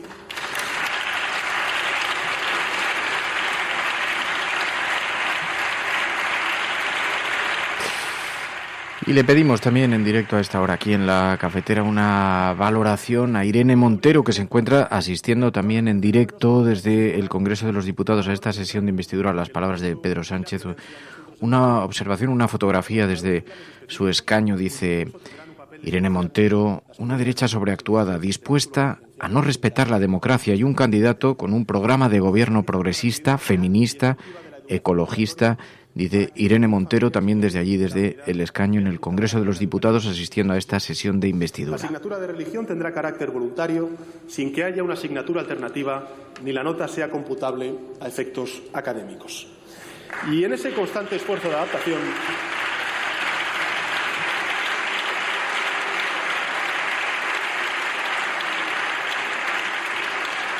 es imprescindible apostar por el profesorado. Vamos a reforzar la formación inicial, promover la estabilidad docente y avanzar en la evaluación del desempeño de manera acordada con los representantes del sector. Señorías, una educación pública de calidad es la mejor herramienta de igualdad de oportunidades y de movilidad social con que cuenta España. Por ello, vamos a incrementar los recursos públicos destinados a la educación, a las becas, hasta situarnos en ese objetivo ambicioso pero posible de una inversión educativa en un 5% del Producto Interior Bruto en el año 2025. Y del mismo modo, esta legislatura debe ser, con el concurso de las comunidades autónomas, la legislatura de la universalización del acceso a la educación infantil de 0 a 3 años, a través de una red pública y en condiciones de equidad. Y en el ámbito de la educación universitaria me propongo poner en marcha un pacto por la universidad de la mano de todos los agentes políticos y sociales.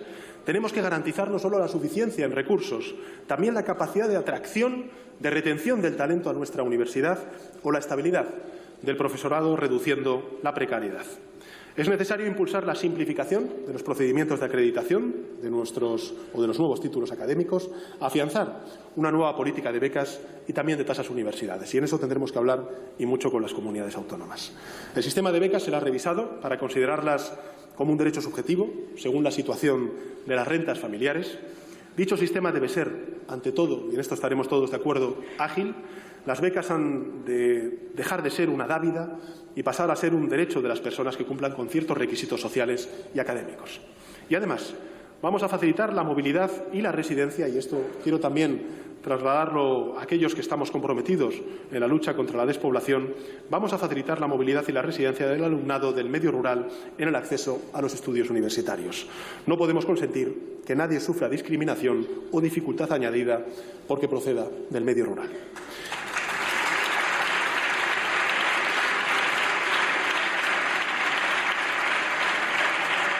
Y en materia sanitaria, el Gobierno, para cuya investidura solicito la confianza de la Cámara, va a avanzar sin demora en la eliminación progresiva de los copagos, empezando por los pensionistas y los hogares con menos recursos y en riesgo de vulnerabilidad. A lo largo de este mandato vamos a introducir también de forma progresiva la atención a la salud bucodental de la población en la cartera de servicios del Sistema Nacional de Salud y vamos a avanzar en el blindaje de nuestro modelo público con la apuesta clara, decidida por la gestión pública directa. Y del mismo modo es preciso reorientar las políticas relativas a la industria farmacéutica, priorizando la eficiencia y la transparencia en la fijación de precios. España debe alcanzar, señorías, una inversión sanitaria equiparable a la media de los Estados de la zona euro. Y lo tenemos que hacer durante esta legislatura, de modo que logremos ese horizonte del 7% del PIB en el año 2023. El derecho a la protección a la salud implica el acceso universal al Sistema Nacional de Salud. Y por eso también, señorías, vamos a hacer algo que lleva pendiente desde el año 2012, y es extender este derecho a las personas ascendientes que llegan desde países extracomunitarios, reagrupadas por sus hijas e hijos con nacionalidad española, revirtiendo las medidas que en este sentido, como decía antes, fueron implementadas en el año 2012 por la anterior Administración.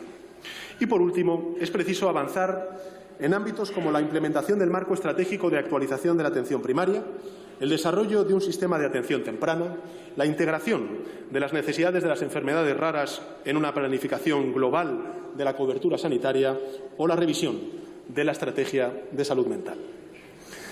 No quiero concluir este apartado sin una referencia al que considero el mejor capital que tiene nuestro sistema sanitario, que son sus profesionales.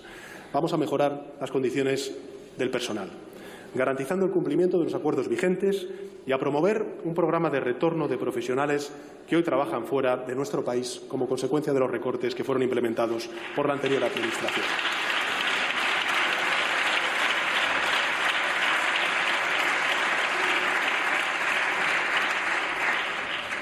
Y en materia de servicios sociales, nos proponemos el blindaje constitucional. Le pedimos también una valoración a Gabriel Rufián, que se encuentra en su escaño a esta hora, y desde el escaño Gabriel Rufián.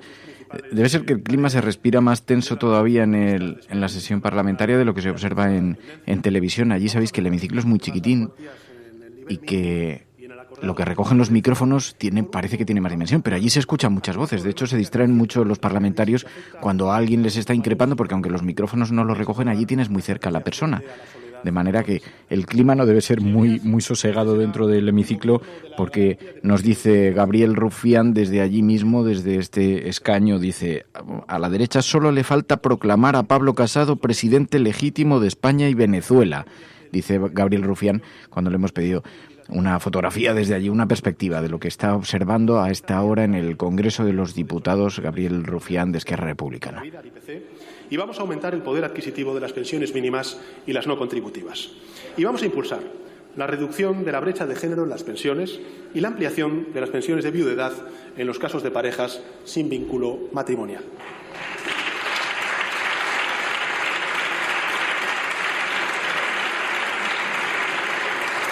Y a este respecto me propongo impulsar la reforma y la reorganización del sistema de seguridad social en el marco del diálogo social, y tenemos, en consecuencia, que propiciar un aumento estructural de ingresos y limitar los gastos impropios del sistema.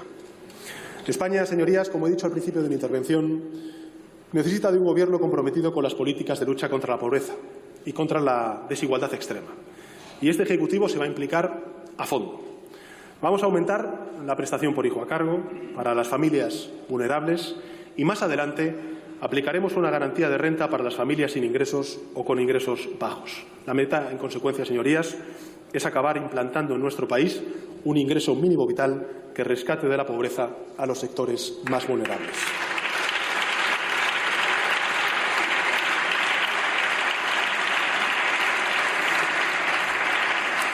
Y en este ámbito, como he dicho al principio de mi intervención, vamos a combatir la pobreza infantil con medidas como el impulso de ayudas para comedor, material escolar, ayudas para la conciliación y, lo que he dicho antes, la racionalización de horarios.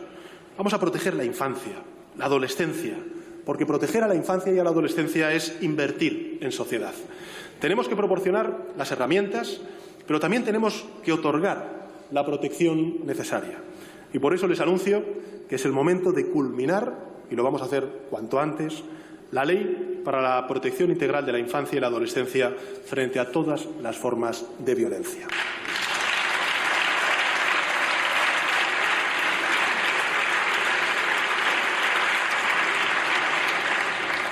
Señorías, 19 de cada 100 jóvenes menores de 29 años se emancipan. El acceso a la vivienda es uno de los mayores problemas que enfrentamos como sociedad y uno de los campos en los que el mandato constitucional se ve más insatisfecho. Este Gobierno tratará de estar a la altura de lo que ese mandato representa y trabajará con una hoja de ruta clara, no solo con un incremento en la dotación de recursos presupuestarios, sino con medidas normativas claras que protejan a quienes más necesitan del apoyo del Estado, especialmente en materia de vivienda en alquiler. Vamos a frenar las subidas abusivas de los alquileres poniendo techo en zonas de mercado tensionado y vamos a reforzar el marco competencial de las entidades locales para que puedan actuar en este ámbito. Impulsaremos,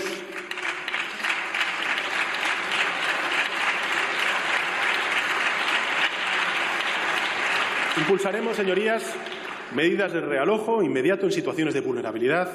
Fomentaremos el alquiler social para las personas que hayan sufrido un proceso de ejecución hipotecaria y no tengan alternativa habitacional.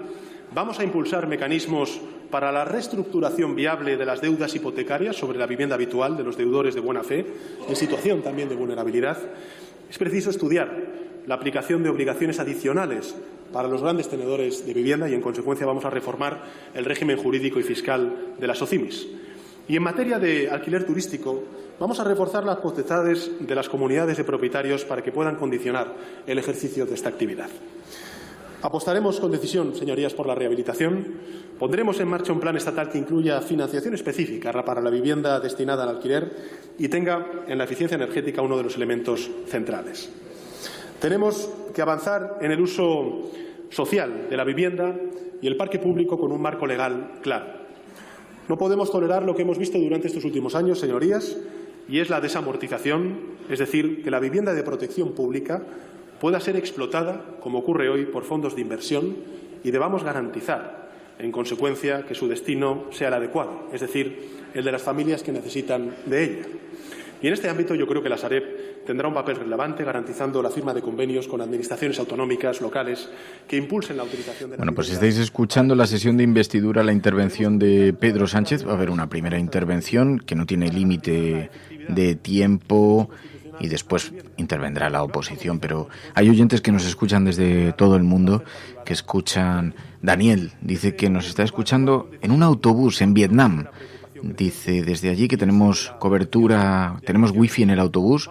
Vamos desde Mai Tu a Can Tho, en el Mekong, en Vietnam, y están escuchando esta emisión, este programa, y dice Iñaki, nos sentimos contigo en Vietnam. Claro, porque además la gente ha interrumpido sus vacaciones.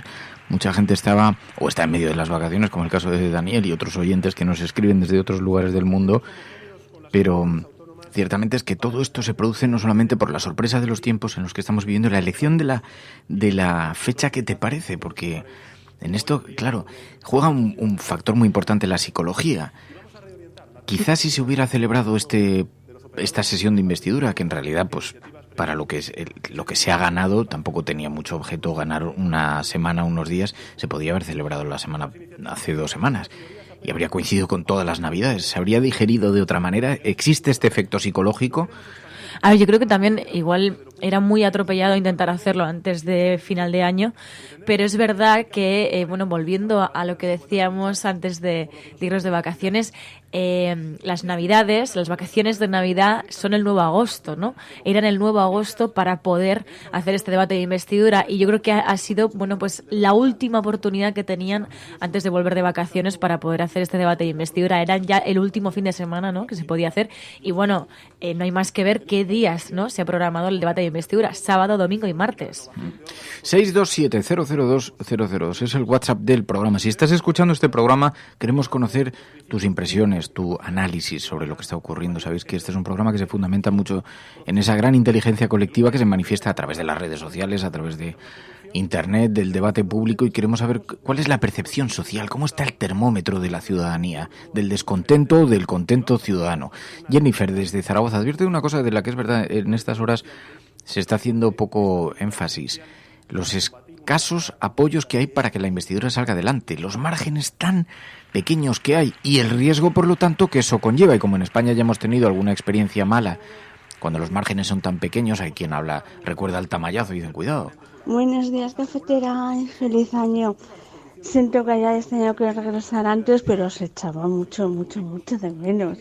Sobre la investidura, yo creo que hay tantas posibilidades de que haya otra especie de tamañazo. Los números son tan justos que es que yo creo que no va a salir. Me gustaría que saliera, pero lo veo difícil. Hay muchas presiones y con que tan solo compren 1 o 2 votos ya no se consigue. Hay mucho temor porque las expectativas son altas. Hay temor a que no puedan concretarse, ¿no? Lo que pasa es que, bueno, habrá que ver quiénes apoyan en primera votación con un sí, quién inclina, escora la votación. Parece que el apoyo de BNG garantiza una cierta comodidad y da la impresión de que Esquerra Republicana, pese a la actuación de la Junta Electoral Central inhabilitando a Torra, no ha variado sustancialmente.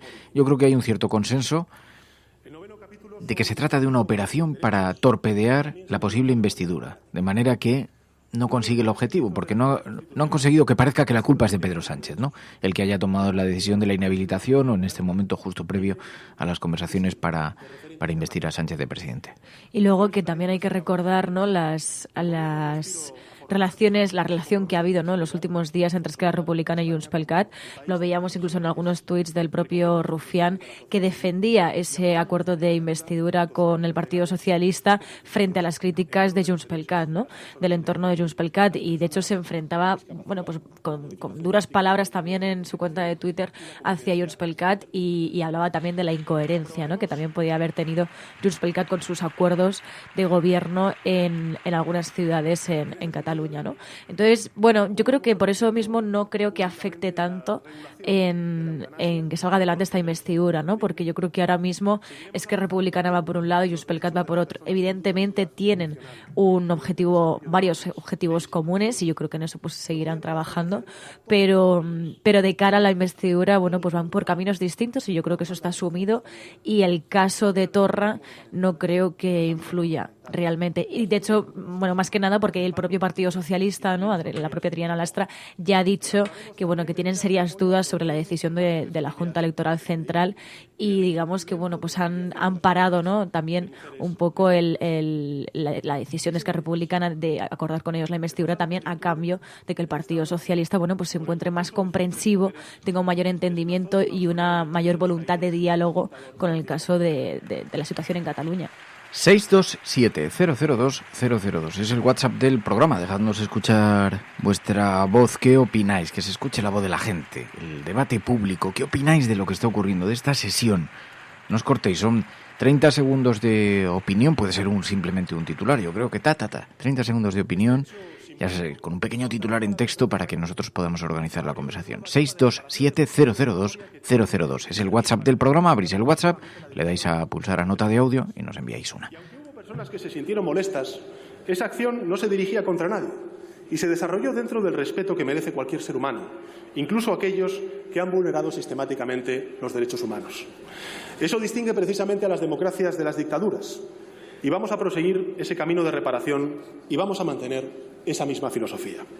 Para ello, desarrollaremos actuaciones de reconocimiento y reparación de las víctimas de la guerra civil y la dictadura. Vamos a declarar el día 31 de octubre como día de recuerdo para todas las víctimas del franquismo. El día 8 de mayo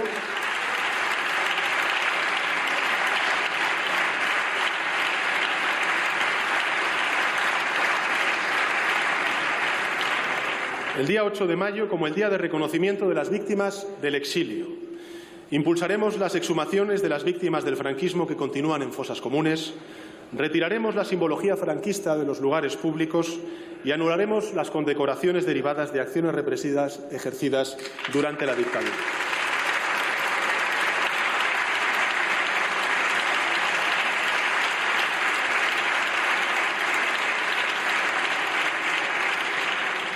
Y, por último, auditaremos los bienes expoliados por el franquismo para devolverlos a sus legítimos titulares, empezando por la recuperación lo antes posible del Pazo de Meirás para el patrimonio público.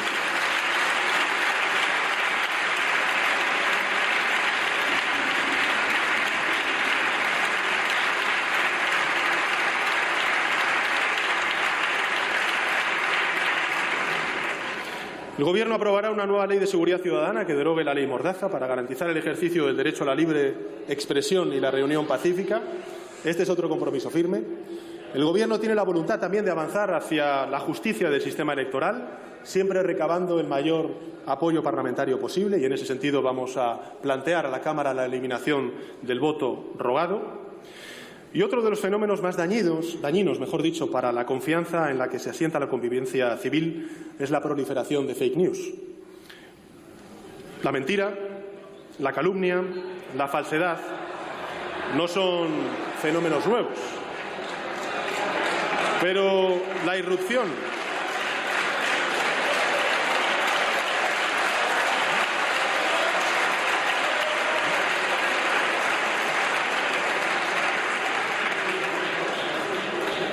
Señora presidenta, yo creo que en este ámbito vamos a encontrar un consenso bien amplio en esta Cámara.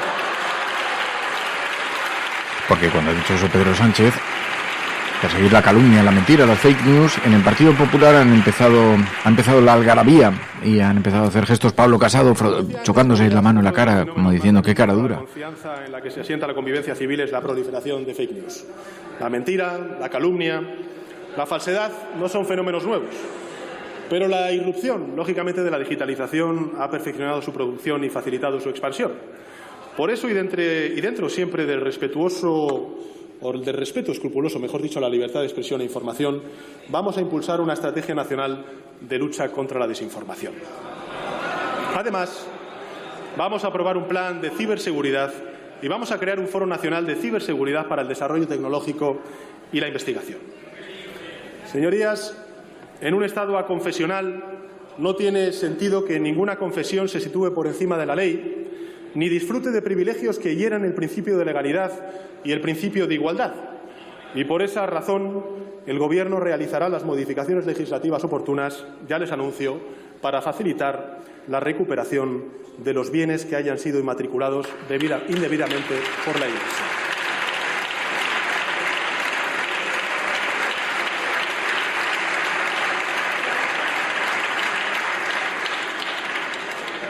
Igualdad no significa uniformidad, al contrario, la igualdad, para ser plena, exige el reconocimiento de iguales derechos para todas las singularidades, y por eso reivindicamos en todo momento el orgullo a la diversidad, el derecho a la diferencia. Señorías, aprobaremos una ley integral para la igualdad de trato y la no discriminación, aprobaremos una ley contra la discriminación de las personas LGTBI, incluyendo la prohibición a nivel nacional de las llamadas o mal llamadas terapias de reversión. Aprobaremos la primera ley trans, fomentando la integración sociolaboral de las personas transexuales y su plena participación en la vida política, social y cultural. Adoptaremos políticas públicas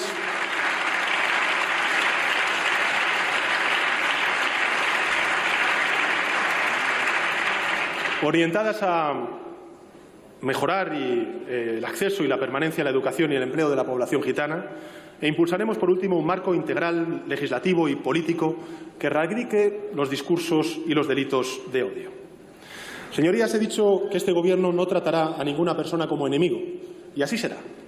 Pero vamos a ser militantes contra la ideología racista, contra la xenofobia contra la homofobia y contra el machismo.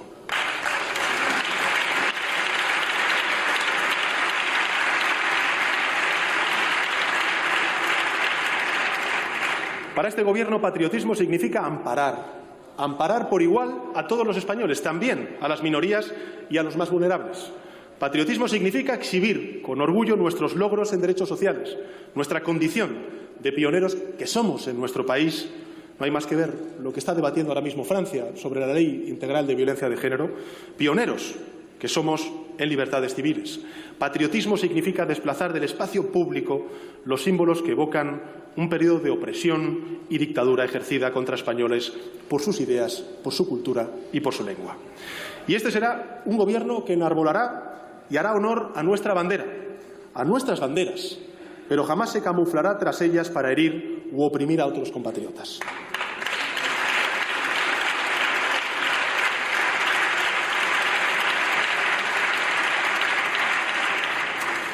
El 10º y último capítulo del programa de Gobierno, señorías, es el reforzamiento de la cohesión territorial, el reforzamiento de nuestro Estado autonómico, el reforzamiento del autogobierno y su desarrollo dentro de una Europa federal en la que se inscribe nuestro futuro.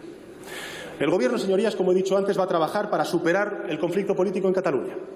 Lo debemos hacer por todos los catalanes y por el conjunto de españoles, por convicción y por responsabilidad. El diálogo siempre dentro de la Constitución será una prioridad absoluta para alcanzar fórmulas de entendimiento y de encuentro. No podemos asumir, señorías, la herida territorial como una dolencia crónica destinada a pasar de generación en generación. La España de las autonomías, la España del autogobierno, es una realidad incuestionable y consolidada, que no admite marcha atrás. Una realidad que ha corrido en paralelo en las últimas décadas con la plena implicación de nuestro país en el desarrollo del proyecto europeo. El marco de organización territorial previsto en nuestra Constitución en su título 8º ha permitido que territorios silenciados durante décadas tuvieran al fin una voz clara. Ha permitido el libre desarrollo de las identidades nacionales dentro de nuestro marco constitucional. Ha perfilado España tal y como es, plural, diversa, democrática, completa de matices que nos enriquecen a todos. España tal y como es. Ese va a ser nuestro proyecto político. Y como ha señalado la autoridad fiscal independiente, contrariamente a ciertas creencias que se están poniendo en cuestión... Sigue interviniendo Pedro Sánchez, relatando esas medidas que anuncia pretende impulsar ese Gobierno que salga de esta sesión de investidura, y hablaba de memoria histórica y ponía sobre la mesa Pedro Sánchez varias medidas. Emilio Silva, muy buenos días. Hola, buenos días. Feliz año a la Resistencia. Igualmente, estabas escuchando la sesión de investidura. ¿Qué te parecen las materias anunciadas? Bueno, yo esto hasta que no lo vea hecho, pues son cosas relativamente vagas, ¿no? Porque hablan, por ejemplo, del patrimonio confiscado por el franquismo, pero a mí me cuesta creer que realmente un gobierno en España vaya a meterle mano a eso, ¿no? Porque sería poner la economía casi patas arriba. Si lo que debería hacer una democracia, que es devolver montones de propiedades a sus legítimos dueños, pues es lo que debería hacer, ¿no? Pero a mí me extraña, pero yo creo que el punto más conflictivo está en las fechas que han elegido para conmemorar, que creo que alguien las ha sacado de una chistera con poca reflexión, ¿no? O eso, o que ha sacado de la chistera un gato y nos quiere decir que es una liebre. ¿Por qué? Porque se ha referido a dos fechas en concreto, y ¿qué es lo que te llama la atención de esto? Pues mira, por un lado está la fecha con la que quieren conmemorar a las víctimas de la dictadura, que es el 31 de octubre, ¿no? Y la justificación es que ese día se aprobó en el Congreso de los Diputados el texto de la Constitución del 78, que luego se sometió a referéndum el 6 de diciembre. Pero ese texto no hacía ninguna mención al periodo republicano al periodo democrático anterior, que fue la Segunda República. No hacía en su preámbulo ningún tipo de condena a la dictadura, o sea, hacer un rechazo para escenificar ese cambio de régimen, y estuvo elaborado en un Parlamento en el que no se pudieron presentar los partidos republicanos, ni los que se negaban a renunciar a la República, ni los que se negaban a renunciar a que se juzgaran los crímenes de la dictadura. Entonces, querer de hacer de esa fecha, que fue un acto de negacionismo, la conmemoración de las víctimas de la dictadura, pues no sé, alguien está intentando volver a restaurar la buena imagen de la Constitución del 78. Pero realmente no tiene... Me encantaría escuchar los argumentos más allá de ese, los argumentos reales de cómo vinculan eso con las víctimas de la dictadura. Yo creo que sería mucho más interesante pues otro tipo de fechas. Para mí el 18 de julio sería una buena fecha para recordarle a este país que hubo gente que utilizó una bestial violencia para conquistar el poder por no aceptar el resultado de unas elecciones, porque ya es hora de que en este país en el que miramos mucho a las víctimas, pero desde el Estado se hace poco por ellas, empecemos a señalar a los verdugos, y esa es una buena fecha, igual que se conmemora en Argentina el 24 de marzo, y otra fecha que estaría bien sería el 19 de noviembre, que fue en el año 1933, se celebraron las primeras elecciones democráticas con sufragio universal en la historia de este país, y que la gente que lo hizo posible pues es la que fue asesinada, perseguida o se tuvo que exiliar, ¿no? Entonces yo creo que hay que abrir una reflexión, pero hombre, querer colar por la escuadra eso de que la Constitución puede servir de homenaje a las víctimas cuando ni las cita, ni las denuncia, ni condena al régimen que las convirtió en víctimas, pues es bastante, bueno, no sé, parece una operación eso de restauración. Y luego está la otra fecha, la del exilio, ¿no? Que han elegido el 8 de mayo para tratar de unificarla con Europa por la liberación de los campos, ¿no? De Mauthausen. Y eso también es un poco lamentable, porque precisamente muchos de los republicanos liberados en Mauthausen jamás pudieron pisar suelo español. O sea, para ellos no significó una liberación, significó la liberación del campo, pero no la liberación de algo que les permitió volver a sus pueblos o a sus ciudades. Entonces, es el mismo planteamiento. No sé de qué cerebro, entre comillas, han nacido esas dos fechas, pero está claro que no hay detrás una verdadera reflexión, ¿no? Y que busque vincular esa fecha, pues como debería ser, o la gran retirada, quiero decir, el final de la guerra civil, cuando se hace el paso de miles y miles de personas del norte de España, de Cataluña, a Francia, o no sé, la fecha de algún barco de los que salió de Alicante llevándose a los últimos exiliados que pudieron escapar de la guerra del franquismo. Que hay que hacer una reflexión, pero decir así alegremente el 8 de mayo, cuando eso hubo 9.700 deportados en España, 4.000, casi 4.600 murieron en Mauthausen, y la mayoría de ellos jamás pudo volver a pisar suelo español, ¿no? Entonces, conmemorar ese día para el exilio de gente que murió exiliada es totalmente absurdo, ¿no?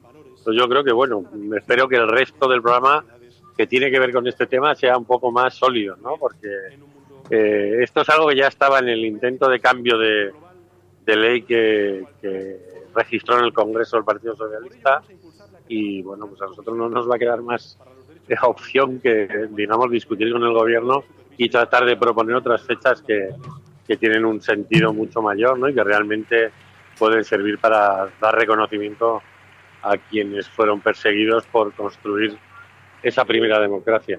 Esto en lo que se refiere a la memoria histórica y en concreto a esas dos iniciativas, declarar el 31 de octubre como Día del Recuerdo a las Víctimas del Franquismo y el 8 de mayo como Día de las Víctimas del Exilio, pero claro, el 31 de octubre, que es ese día en el que se celebra en España, fue el día en el que las Cortes, tras el final de la dictadura de Franco, las Cortes aprueban la Constitución del 78, es una fecha, digamos, que suscita cierto debate. Oye, y en el resto de la intervención de Pedro Sánchez, en el resto de la intervención en esta sesión de investidura, ¿qué te parece? ¿Qué valoración haces? Bueno, creo que en algunas cosas me está pareciendo relativamente vago. Me parece que el arranque ha sido muy interesante, ¿no? Y un poco, quiero decir, que ha estado bien escenificado eso de lo que se rompe y de lo que no se rompe.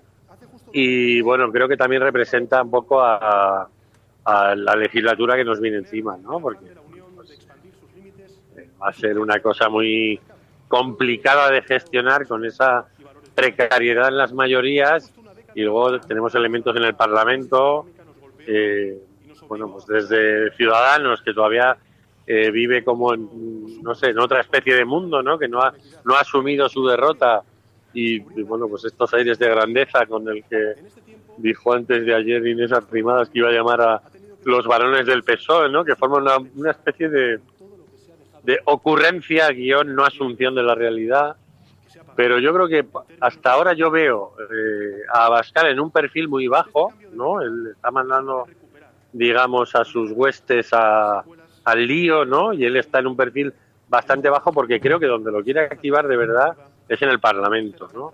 Entonces, bueno, pues es el principio de una legislatura que puede ser muy complicada, pero bueno, a mí me parece interesante que se reflexione y se haga política con Cataluña, y que haya un giro a la izquierda, ¿no? En políticas de recaudación fiscal y de persecución del fraude, ¿no? Que para algunos es una forma de patriotismo y es una de las cosas que más daño hace a esta sociedad. Entonces, bueno, vamos a ir viendo, ¿no?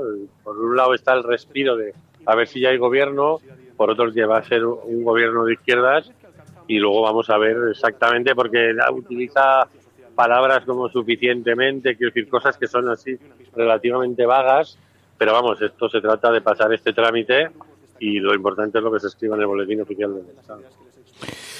Emilio Silva, pues estamos en contacto. Gracias, Emilio. Un abrazo. Y si hay más reparto de saco terreros, pues a María le vendrá menos. Eso no te quepa duda. Un abrazo, Emilio. Gracias. Cuídense todo el mundo. Todas y todos. Salud. Por eso insisto en el compromiso de hacer del diálogo una herramienta que vuelva a reconciliar a la política con la calle, con una sociedad que ansía de nosotros grandes acuerdos, grandes pactos, grandes consensos, que vuelva a la cultura del acuerdo, que se aleje el enfrentamiento. En unos minutos, señorías, abandonaré esta tribuna y después escucharé con atención sus intervenciones. Y cada portavoz empleará su tiempo como estime oportuno. Lo único que les pido humildemente es que piensen en la gente que nos ve desde sus hogares.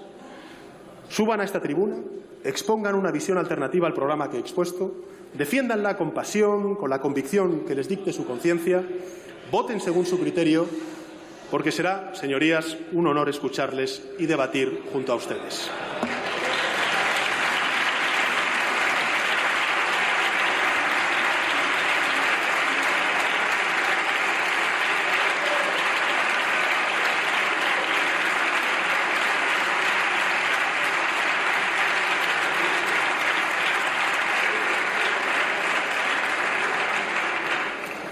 Lo único que les pido es que no contribuyamos con nuestras palabras a que la convivencia se resienta.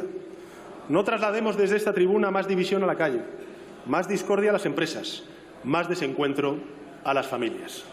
Eso, señorías, también es patriotismo. Gracias. Bueno, pues finaliza la intervención de Pedro Sánchez y ahora se abrirá un tiempo para el receso y se convocará para... en principio está anunciado para las 12. Veremos a ver la continuidad de la sesión parlamentaria en la que intervendrá la oposición. Ahora está todo el Parlamento en pie, aplaudiendo. La mayor parte del Parlamento, la izquierda, la mitad del Parlamento concretamente en pie, la otra sentados, pero aplauden al líder del Partido Socialista, Pedro Sánchez, tras su intervención. Vemos a Iglesias, Irene Montero, Alberto Garzón, toda la bancada socialista al unísono, aplaudiendo también.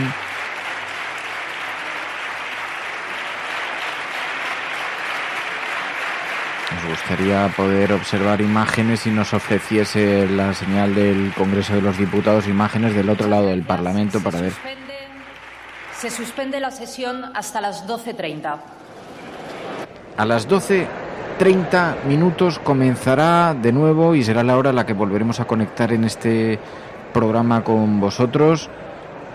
A las 12:30 de la mañana será cuando intervengan los grupos de la oposición y podremos comentar ya las diferentes posturas en esta sesión trascendental en la democracia española, la sesión de investidura en la intervención del candidato. Bueno, pues lo hemos seguido en directo y os decíamos que hay una gran expectación, lo vemos hasta en la prensa internacional, y algunos de los anuncios que ha hecho tienen relevancia, son anuncios de intención en el gobierno, y veremos a ver después, como decía Emilio Silva, cómo se concreta todo esto. Bueno, pues si os parece, hacemos eso. Tenemos hasta las 12:30, podemos desconectar. Después, a las 12:30, unos segundos antes, comenzaremos en el programa, abriremos la emisión de nuevo, volveremos a enviar un mensaje a Twitter con la nueva dirección o a través de la app. Podéis abrirlo a las 12:30 y seguimos aquí en la sesión parlamentaria y lo hacemos en compañía de los oyentes. Mientras tanto, si queréis enviar algún tipo de valoración, podéis aprovechar este ratito para hacerlo, dejando una nota de audio en el teléfono, en el 627-002-002, 627-002-002 en el WhatsApp del programa. Esto es La Cafetera. Si lo estás escuchando, eres La Resistencia y no estás sola.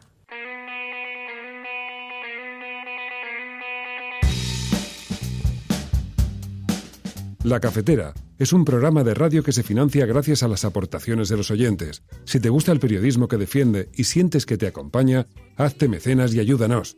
Infórmate en radiocable.com/mecenas.